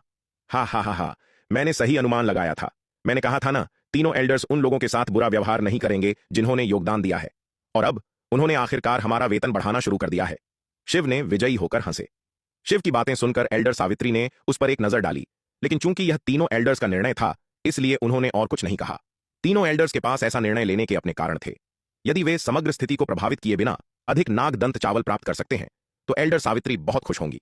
आखिरकार उनकी सच्ची ऊर्जा अभी भी अपने चरम से बहुत दूर थी। अब जब वह हर साल अतिरिक्त 1 लाख जिन नागदंत चावल प्राप्त कर सकती थी तो उसकी रिकवरी की गति तेज हो जाएगी। अरे योगेश, क्या तुम चाहते हो कि मैं तुम्हें कुछ नागदंत चावल उधार दूं? 2 लाख जिन नागदंत चावल का अपना हिस्सा प्राप्त करने के बाद शिव ने योगेश के कंधे को थपथपाया और मुस्कुराते हुए कहा, तुम्हारी उपस्थिति को देखते हुए ऐसा नहीं लगता कि तुम पूरी तरह से ठीक हो गए हो। कैसा रहेगा अगर मैं तुम्हें कुछ नागदंत चावल उधार दूं और तुम्हारे पूरी तरह से ठीक होने के बाद जब तुम्हें और नागदंत चावल मिलेंगे तो तुम मेरे साथ कुछ ब्याज साझा कर सकते हो? शिव, क्या तुम्हें कोई शर्म नहीं है? शिव की बातें सुनकर सुधा ने तिरस्कार के साथ कहा, हमने 10 लाख से अधिक वर्षों तक 7वें स्तर की देव स्तर की मोहर की एक साथ रक्षा की है। तुम्हारी ऐसी बात कहने की हिम्मत कैसे हुई? फिर वह योगेश की ओर मुड़ी और बोली, भाई योगेश, उस पर ध्यान मत दो। मैं तुम्हें अपना नागदंत चावल उधार दूंगी और मैं तुमसे ब्याज का 1 पैसा भी नहीं लूंगी। मैं बहन सुधा की दया की सराहना करता हूं, लेकिन इसकी वास्तव में कोई आवश्यकता नहीं है। योगेश मुस्कुराया। नागदंत चावल के वर्तमान वितरण के आधार पर मेरा सच्चा सार बस कुछ और वर्षों में पूरी तरह से बहाल हो जाएगा। वैसे भी हमारे पास अभी कोई अन्य मिशन नहीं है, इसीलिए मेरे सच्चे सार को बहाल करने की कोई जल्दी नहीं है। जहां तक शिव की बात थी, उसने उसकी ओर देखने की जहमत भी नहीं उठाई। उसकी और इस आदमी की कभी नहीं बनी। उससे बहस करना ऊर्जा की बर्बादी थी। ओह ठीक है। योगेश की बातें सुनकर सुधा के पास हार मानने और अपनी सीट पर लौटने के अलावा कोई विकल्प नहीं था। उसने भी शिव को नजरअंदाज कर दिया। अरे योगेश, सुधा, मैं तो बस मजाक कर रहा था, इसे गंभीरता से मत लो। जब सबने उसे नजरअंदाज किया तो शिव ने घबराहट में कहा, लेकिन उसने चाहे जो भी कहा किसी ने उस पर कोई ध्यान नहीं दिया। यह देखकर शिव थोड़ा उदास हो गया। ये लोग सच में कुछ और ही थे। वे इसे इतनी गंभीरता से कैसे ले सकते थे? इसके अलावा भले ही वह कुछ ब्याज इकट्ठा करता तो क्या हुआ? पूरे शून्य समाधि महाद्वीप में इस तरह का काम करने वाले काफी लोग थे। सम्राट स्तर की मुहर संख्या 25, यह सुनकर कि देव स्तर की मोहरों की रक्षा करने वाले योद्धाओं को आवंटित नागदंत चावल का हिस्सा दोगुना हो गया है, शबनम को ईर्ष्या और नाराजगी का मिश्रण महसूस हुआ। पहले देव स्तर की मोहरों की रक्षा करने वालों को सबसे बड़ा जोखिम उठाना पड़ता था। देव स्तर की मोहर की रक्षा के लिए सौंपा जाना बेहद दुर्भाग्यपूर्ण था, लेकिन अब देव स्तर की मोहरों की रक्षा करने वालों को ही सबसे अधिक लाभ मिल रहा था। हालांकि शबनम को ईर्ष्या और जलन महसूस हो रही थी, लेकिन वह असहाय थी। वह और क्या कर सकती थी? क्या वह तीनों एल्डर्स के सामने परेशानी खड़ी करने की हिम्मत करेगी? हालांकि वह पहले ही दिव्य विकास लोक के अंतिम चरण में पहुंच चुकी थी, लेकिन वह शायद अभी भी वह तीनों एल्डर्स के एक थप्पड़ का सामना नहीं कर सकती थी। यह खबर सुनकर शबनम बेचैन हो गई। सम्राट स्तर 25 मोहर पर रहने के बजाय वह अन्य अवसरों की तलाश में शून्य समाधि महाद्वीप में घूमती रही। यदि उसे सम्राट स्तर की मोहरों की रक्षा करने वाले किसी मार्शल आर्टिस्ट से मिलने का मौका मिलता और उन्हें तोड़ने में मदद की जरूरत होती, तो वह कुछ पैसे कमाने का अवसर ले सकती थी। पहले वह केवल सम्राट स्तर 25 पर इसलिए रुकी थी क्योंकि उसने हाल ही में दिव्य विकास लोक के अंतिम चरण में प्रवेश किया था और अपनी साधना को स्थिर करने की आवश्यकता थी। अब 1 साल की साधना के बाद उसने काफी मात्रा में नागदंत चावल को परिष्कृत कर लिया था और उसकी साधना शुरू में स्थिर हो गई थी, इसलिए उसे अब वहां रहने की कोई आवश्यकता नहीं थी। उसने वहां न रहने का फैसला किया। जहां तक उसके पुराने साथी शैलेंद्र की बात है, हड्डी दानव वंश की 25वीं सम्राट स्तर की मुहर को हल करने और नागदंत चावल इनाम का अपना हिस्सा प्राप्त करने के बाद वह पहले ही भाग गया था। वह कायर हमेशा उससे डरता था, जैसे उसे डर हो कि वह उसे खा जाएगी। यदि यह शून्य समाधि महाद्वीप में उथल पुथल से पहले की बात होती तो वह निश्चित रूप से शैलेंद्र जैसी मोटी भेड़ को नहीं छोड़ती, लेकिन अब शबनम ने लापरवाही से काम करने की हिम्मत नहीं की। अगर उसने पहले की तरह लापरवाही से काम करने की हिम्मत की और तीनों एल्डर्स को नाराज कर दिया तो परिणाम बहुत गंभीर होंगे। कौन जानता है, तीनों एल्डर्स व्यक्तिगत रूप से उसे मार सकते हैं। शून्य समाधि महाद्वीप के साथ जैसे जैसे अधिक से अधिक मोहरें टूटती गईं, शून्य समाधि महाद्वीप पर उपलब्ध कर्मियों की संख्या धीरे धीरे बढ़ती गई। कुछ मार्शल आर्टिस्ट जिन्हें अब क्षेत्र की रक्षा करने का काम नहीं सौंपा गया था, अपने पूर्व संप्रदाय स्थलों पर लौटना शुरू कर दिया, किसी भी शेष खजाने की खोज करने का प्रयास कर रहे थे। अन्य हालांकि पूरे शून्य समाधि महाद्वीप में उद्देश्यहीन रूप से घूमते रहे। कुछ ने देव स्तर की मोहरों पर भी अपनी नजरें जमा लीं, जिसमें एक ने तीनों एल्डर्स को सुझाव दिया कि वे उन मोहरों को निशाना बनाएं। बेशक इस दुस्साहसी सुझाव को तीनों एल्डर्स, पवन और अन्य ने बिना किसी हिचकिचाहट के खारिज कर दिया। उनका वास्तव में भविष्य में देव स्तर की मोहरों को निशाना बनाने का इरादा था, लेकिन अब सही समय नहीं था। दाओ संघ मुख्यालय, वैदेही शिखर। वैदेही से एक शक्तिशाली आभा निकली। वैदेही ने धीरे धीरे अपनी आंखें खोलीं, उनमें उत्साह की एक झलक थी। उसने आखिरकार आरोहण लोक के अंतिम चरण में प्रवेश कर लिया था। अब उसके पास विराट को वैदेही शिखर खोलने और उसे बाहर जाने देने का एक वैध कारण था। वैदेही का लड़ने का जज्बा बढ़ गया। अब जब उसकी ताकत काफी बढ़ गई थी तो यह दुश्मनों को मारने और अपना नाम बनाने के लिए अग्रिम पंक्ति में जाने का समय था। वैदेही अपने निवास से बाहर भागी और विराट के आंगन की ओर बढ़ी। जब वह विराट के आंगन के गेट पर पहुंची तो वैदेही ने शार्दूल और विशाल कछुए को गेट की रखवाली करते हुए नहीं देखा। उसका दिल चिंता से कस गया और उसने किसी और चीज की परवाह नहीं की। उसने गेट को धक्का देकर खोला और विराट के निवास में चली गई। हालांकि उसने पूरे आंगन की तलाशी ली, लेकिन विराट को नहीं ढूंढ सकी। विराट, विराट, तुम आखिर कहां हो? यह देखकर वैदेही बेहद चिंतित हो गई और गुस्से में चिल्लाई। काफी देर तक पुकारने के बाद भी जब विराट की ओर से कोई जवाब नहीं मिला तो वैदेही ने तुरंत अपना संचार टोकन निकाला और उससे संपर्क किया। उसे यह जानकर आश्चर्य हुआ कि विराट ने उसे बताया कि वह पहले ही उत्तरी महाद्वीप जा चुका है और वर्तमान में न तो दाव संघ मुख्यालय में है और न ही दक्षिणी महाद्वीप में। उसने कहा कि अगर वह वैदेही शिखर छोड़ना चाहती है तो उसे उत्तरी महाद्वीप से उसके लौटने तक इंतजार करना चाहिए। यह सुनकर वैदेही आगबबूला हो गई और संचार टोकन पर उसे कोसने लगी। हालांकि विराट ने उसे भड़ास निकालने का मौका नहीं दिया और बस टोकन बंद कर दिया। यह देखकर वैदेही ने अपने गुस्से में संचार टोकन को लगभग कुचल ही दिया, लेकिन आखिरी पल में उसने खुद को रोका और इतना आवेगी काम नहीं किया। यदि वह पूरे टोकन को कुचल देती तो उसके लिए विराट को ढूंढना और भी मुश्किल हो जाता। असहाय होकर वैदेही ने यह देखने की कोशिश की कि क्या वह जबरदस्ती वैदेही शिखर के रक्षात्मक व्यूह को तोड़ सकती है। आखिरकार वह अब आरोहण लोक के अंतिम चरण में पहुंच चुकी थी और उसकी ताकत काफी बढ़ गई थी, जिससे वह पहले की तुलना में अतुलनीय हो गई थी। शायद अपनी वर्तमान ताकत के साथ वह पाशविक बल से इस रक्षात्मक व्यूह को तोड़ सकती थी। हालांकि कई प्रयासों के बाद वैदेही को एहसास हुआ कि वह बहुत भोली थी। विराट ने वैदेही शिखर पर जो रक्षात्मक व्यूह स्थापित किया था वह बहुत शक्तिशाली था। अपनी पूरी ताकत के साथ भी वह एक पेड़ को हिलाने की कोशिश करने वाली चींटी की तरह थी जो उसे थोड़ा भी नहीं हिला पा रही थी। अंत में वैदेही के पास हताशा में हार मानने और आज्ञाकारी रूप से वैदेही शिखर पर साधना जारी रखने के अलावा कोई विकल्प नहीं था, विराट के लौटने का इंतजार करते हुए। दीदी वैदेही, गुस्सा मत करो, तुम बस थोड़ी देर और साधना कर सकती हो और भाई विराट के वापस आने का इंतजार कर सकती हो। जब तुम मजबूत हो जाओगी तो तुम युद्ध के मैदान में और दुश्मनों को मार सकती हो। वैदेही का उदास चेहरा देखकर आयु तुरंत उसे सांत्वना देने आई। आयु, क्या तुम सच में उसके द्वारा वैदेही शिखर पर बंद रहने के लिए तैयार हो? वैदेही ने थोड़ी नाराजगी के साथ आयु को देखते हुए पूछा। तुम इसे सौदा कैसे कह सकती हो? भाई विराट के ऐसा करने के अपने कारण होंगे, आयु ने कहा। आयु की बातें सुनकर वैदेही अवाक रह गई। यह लड़की आयु, कोई नहीं जानता था कि विराट ने उस पर कौन सा जादू कर दिया है। विराट ने उसके साथ चाहे जो भी किया हो, उसने बिना कोई सवाल किए आज्ञा का पालन किया और हमेशा उसका बचाव करने का कोई कारण ढूंढ लेती थी। आयु को विराट का विरोध करने के लिए मनाना स्वर्ग पर चढ़ने से भी कठिन था। खैर, अब जब बात यहां तक आ गई थी तो वह केवल इंतजार कर सकती थी और देख सकती थी। इसके बाद वैदेही ने वैदेही शिखर पर अपनी कठिन साधना जारी रखी। उसने न केवल हर दिन अपने शारीरिक शरीर और सच्चे सार को तपाने के लिए तलवार संकल्प अभ्यास व्यूह का उपयोग किया, बल्कि वह लगातार आयु के साथ अभ्यास भी करती रही। हालांकि उसे हमेशा आयु द्वारा बुरी तरह पीटा जाता था, लेकिन वैदेही अदम्य थी और बार बार लड़ी। उसकी जिद्द और हार न मानने की आदत ने नलिनी और दामिनी को भी प्रभावित किया। वैदेही से प्रेरित होकर इन दोनों लड़कियों ने भी अपनी इज्जत की परवाह करना छोड़ दिया और अक्सर अभ्यास के लिए आयु को ढूंढती थीं। आयु ने उनके अनुरोधों को कभी अस्वीकार नहीं किया। हालांकि वैदेही, नलिनी और दामिनी सभी काफी कमजोर थीं, व्यावहारिक रूप से उससे कोई अलग नहीं, लेकिन आयु दयालु होने के कारण, उनकी कम ताकत के कारण उन्हें कभी नीचा नहीं दिखाती थी।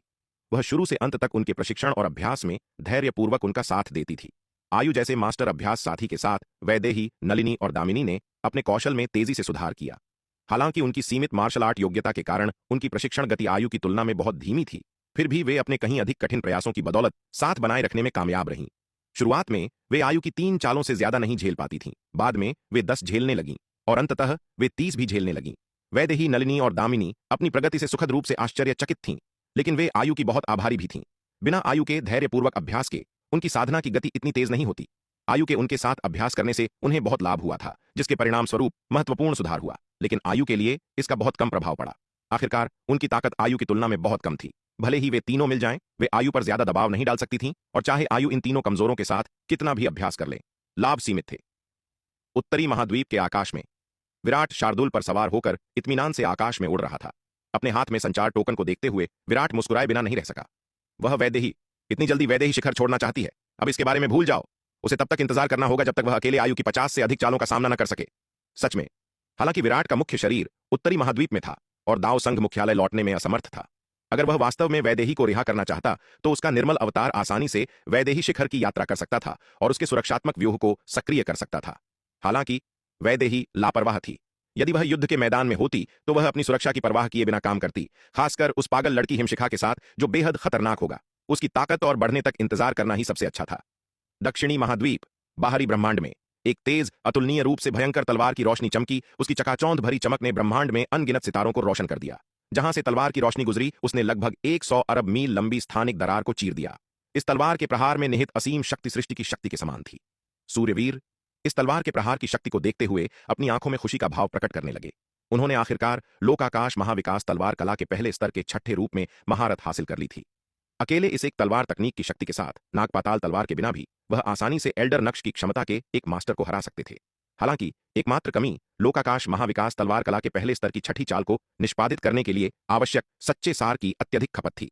अपने वर्तमान साधना स्तर के साथ पूरी शक्ति पर भी वह शायद केवल 5 या 6 प्रहार ही कर सकते थे, जिससे यह एक सामान्य लड़ाई पद्धति के रूप में अनुपयोगी हो जाता था। लोकाकाश महाविकास तलवार कला के पहले स्तर की छठी चाल को एक व्यवहार्य लड़ाई पद्धति बनने के लिए उन्हें इसका समर्थन करने के लिए पर्याप्त सच्चा सार प्राप्त करने के लिए कम से कम दिव्य विकास लोक के मध्य चरण को तोड़ना होगा। उनकी मौजूदा स्थिति को देखते हुए वह दिव्य विकास लोक के मध्य चरण को तोड़ने से ज्यादा दूर नहीं थे।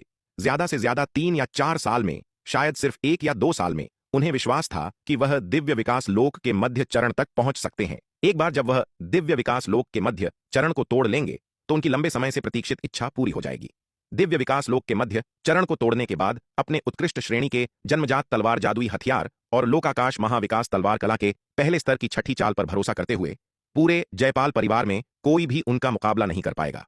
तब तक उन्हें विश्वास नहीं होगा कि जयपाल परिवार अभी भी उनकी पत्नी को बंद रखने की हिम्मत करेगा। यदि जयपाल परिवार जिद्दी बना रहा तो वह पीछे नहीं हटेंगे। वह उन्हें अपंग कर देंगे और उन्हें उसे रिहा करने के लिए मजबूर करेंगे। सौभाग्य से विराट ने उन्हें नागदंत चावल के तीसरे संस्करण, प्राचीन महाद्वीप से मछली और मांस और प्राचीन दिव्यधारा मदिरा जैसे अविश्वसनीय रूप से अद्भुत साधना संसाधन प्रदान किए।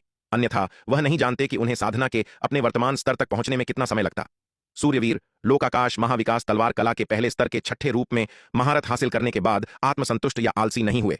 इसके बजाय वह अविश्वसनीय रूप से मेहनती बने रहे और जल्द ही खुद को वापस कठोर साधना में झोंक दिया। पूर्वी महाद्वीप, शर्मा परिवार का क्षेत्र, एक विशाल हवेली में एक जोरदार धमाका हुआ और शेखर शर्मा से एक शक्तिशाली आभा निकली। मुख्य हॉल में मामलों पर चर्चा कर रहे शशांक शर्मा और उनकी पत्नी सुमित्रा ने हलचल महसूस की और उस दिशा में देखा। शेखर की योग्यता काफी अच्छी है। उसने वास्तव में जन्मजात आध्यात्मिक द्रव प्राप्त करने के केवल 3 महीने बाद ही आरोहण लोक के मध्य चरण को तोड़ दिया। शशांक ने मुस्कुराते हुए कहा, हम बुरा नहीं है। सुमित्रा ने सिर हिलाया और कहा, हालांकि शिखा की तुलना में वह बहुत पीछे है। शिखा की वर्तमान स्थिति के साथ वह शायद आरोहण लोक के शिखर को तोड़ने से बहुत दूर नहीं है। तुम हमेशा शिखा और शेखर की तुलना नहीं कर सकती। शिखा की मार्शल आर्ट प्रतिभा हमारे शर्मा परिवार की युवा पीढ़ी में लगभग सबसे उत्कृष्ट है। शेखर की तो बात ही छोड़िए, हम दोनों भी शिखा की तुलना में नगण्य हैं।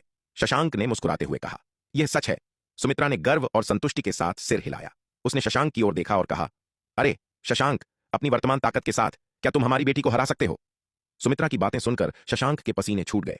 श्रीमती जी, आपने अचानक यह सवाल क्यों पूछा? शशांक ने बेबसी से कहा। उनकी पत्नी अजीब थी और हमेशा ऐसे सवाल पूछती थीं जिन्हें वह संभाल नहीं सकते थे। शिखा का अपारंपरिक और मुक्त उत्साही व्यक्तित्व काफी हद तक उसकी मां से ही विरासत में मिला था। बस मेरे सवाल का जवाब दो, इतनी चिंता क्यों? सुमित्रा ने नाक सिकोड़ी। मुझे नहीं पता। शशांक उसे दबाव डालते देख केवल कंधे उचकाकर कह सके। हालांकि शिखा केवल आरोहण लोक के अंतिम चरण में थी, लेकिन उसकी मार्शल आर्ट प्रतिभा असाधारण रूप से उत्कृष्ट थी और उसकी युद्ध शक्ति को एक सामान्य आरोहण लोक के अंतिम चरण के मार्शल आर्टिस्ट की नहीं माना जा सकता था। हालांकि वह स्वर्गीय योद्धा सूची में 216वें स्थान पर एक शीर्ष विशेषज्ञ थे, लेकिन क्या वह शिखा को हरा सकते थे? यह पूरी तरह से एक अलग मामला था। अगर तुम उसे नहीं हरा सकते तो नहीं हरा सकते। अपनी बेटी से हारना शर्मनाक नहीं है। यह कहना कि मुझे नहीं पता हास्यास्पद है। सुमित्रा ने उन्हें देखा और उपहास किया। हाँ हाँ, श्रीमती जी सही कह रही हैं। शशांक केवल जवाब दे सके। वह और क्या कह सकते थे? वह अपनी पत्नी के साथ बहस नहीं जीत सकते थे और वह यह साबित करने के लिए शिखा से लड़ने नहीं जा सकते थे कि उनकी ताकत उनकी बेटी से बेहतर है। हारने से वे और अधिक अपमानित होंगे और जीतने से उन्हें कोई अच्छा परिणाम भी नहीं मिलेगा। चाहे वह जीतें या हारें, अंततः नुकसान उन्हीं का होगा। तो इतनी आत्मपीड़ा वाली चीज से क्यों परेशान हो? हम्मफ, तुम पीछे हटने के लिए काफी समझदार हो। शशांक को झुकते देख सुमित्रा ने नाक सिकोड़ी। वह काफी संतुष्ट थीं। वैसे शशांक, तुम्हारी चोटें कैसी हैं?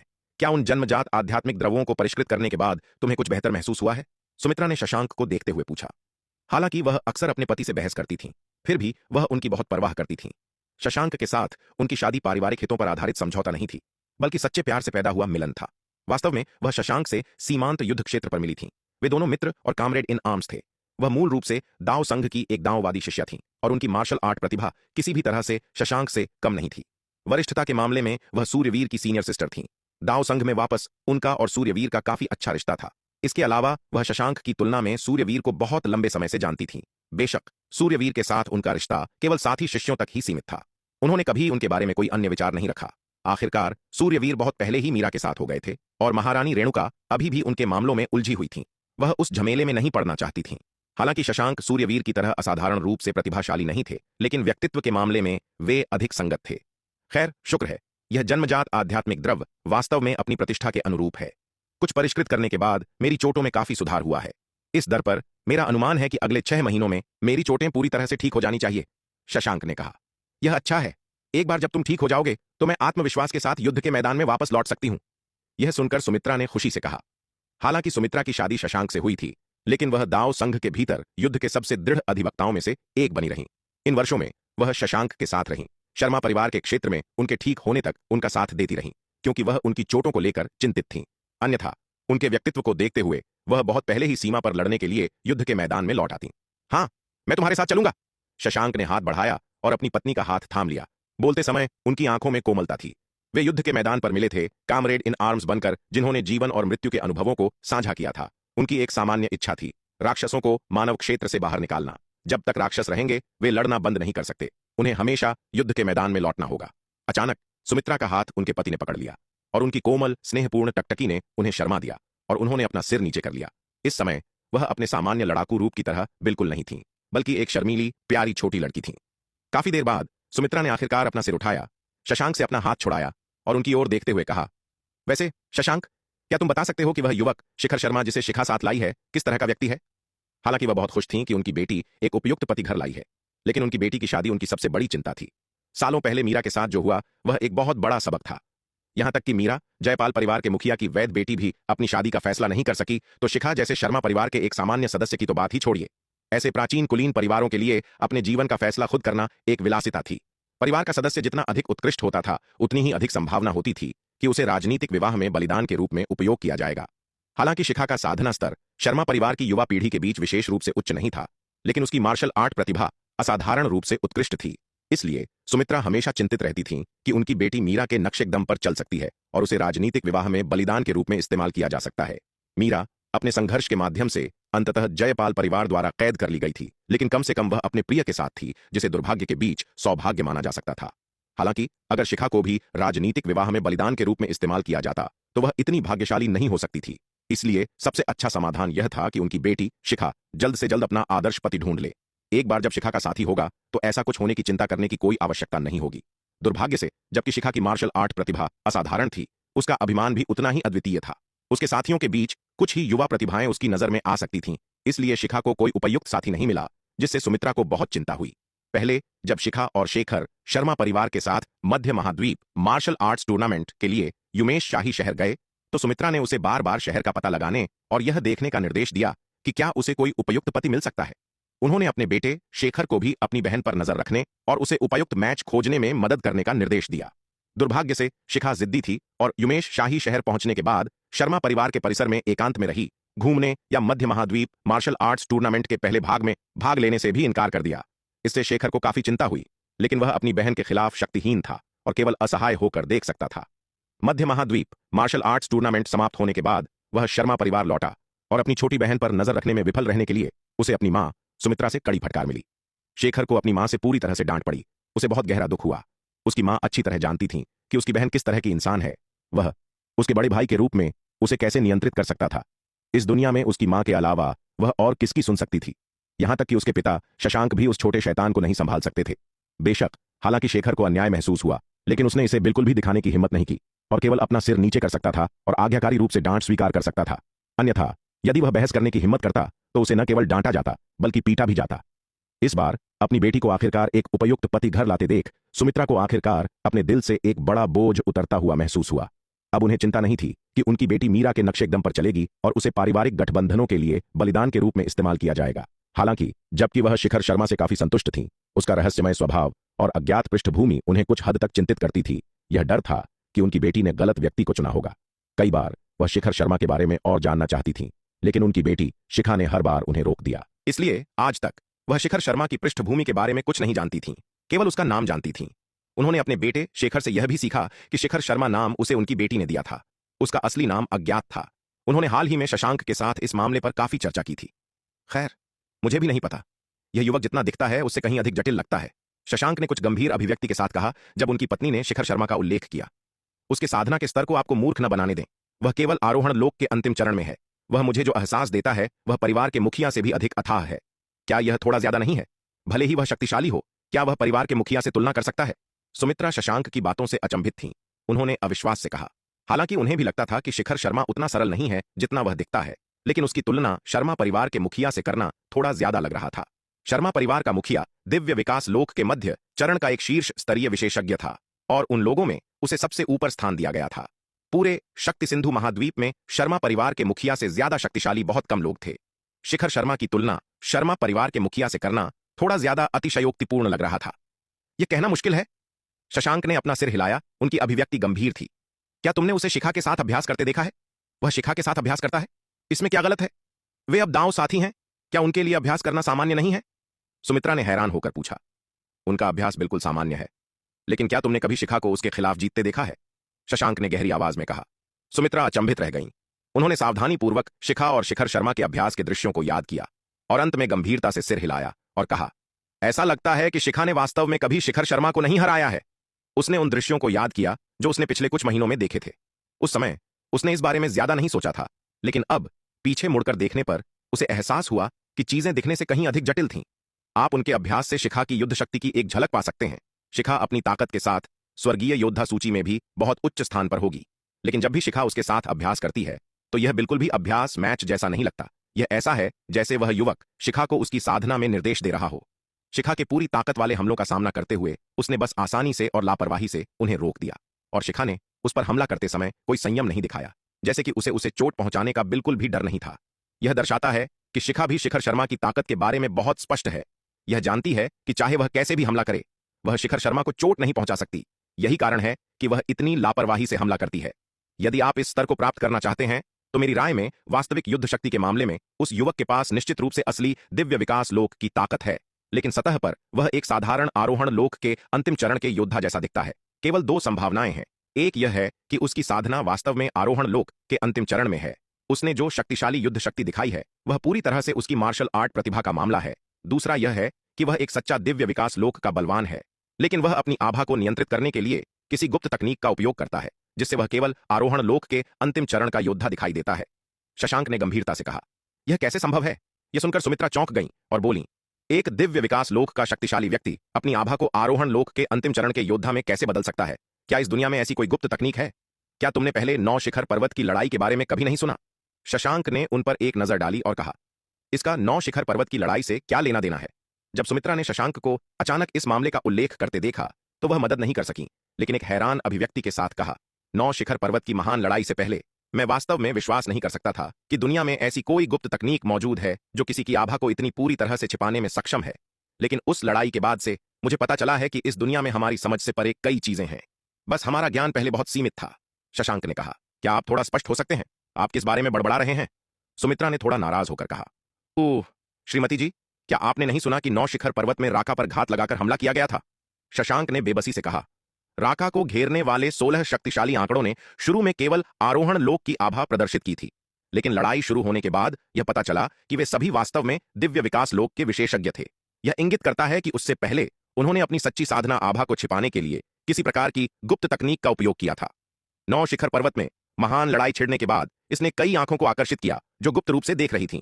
इसलिए उस लड़ाई के बाद लड़ाई के विभिन्न विवरण पूरे शक्ति सिंधु महाद्वीप में उच्च स्तरीय मार्शल कलाकारों के बीच प्रसारित हुए। हालांकि शशांक दिव्य विकास लोक के विशेषज्ञ नहीं थे, फिर भी उन्हें स्वर्गीय योद्धा सूची में एक शीर्ष विशेषज्ञ माना जाता था, इसलिए उन्होंने स्वाभाविक रूप से उस महान लड़ाई के विवरण के बारे में सुना था। तुम्हारा मतलब है शिखर शर्मा ने भी अपनी सच्ची साधना आभा को छिपाने के लिए उस गुप्त तकनीक का इस्तेमाल किया?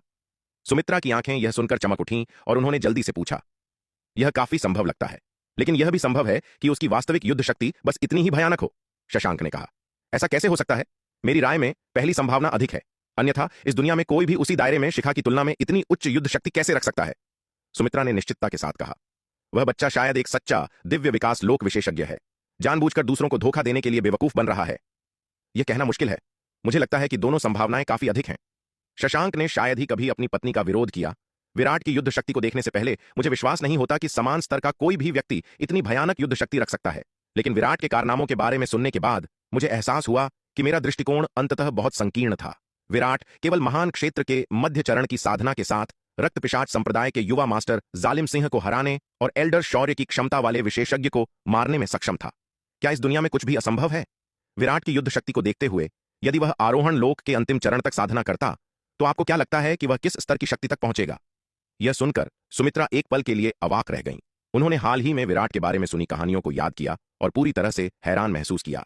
समान स्तर के लोगों के बीच उस बच्चे की युद्ध शक्ति भयानक थी, जो आम लोगों की कल्पना से बहुत परे थी। केवल महान क्षेत्र के मध्य चरण की साधना के साथ उसके पास स्वर्गीय योद्धा सूची विशेषज्ञ की युद्ध शक्ति थी। यदि वह आरोहण लोक को तोड़ देता तो क्या उसके पास सीधे दिव्य विकास लोक विशेषज्ञ की युद्ध शक्ति नहीं होती?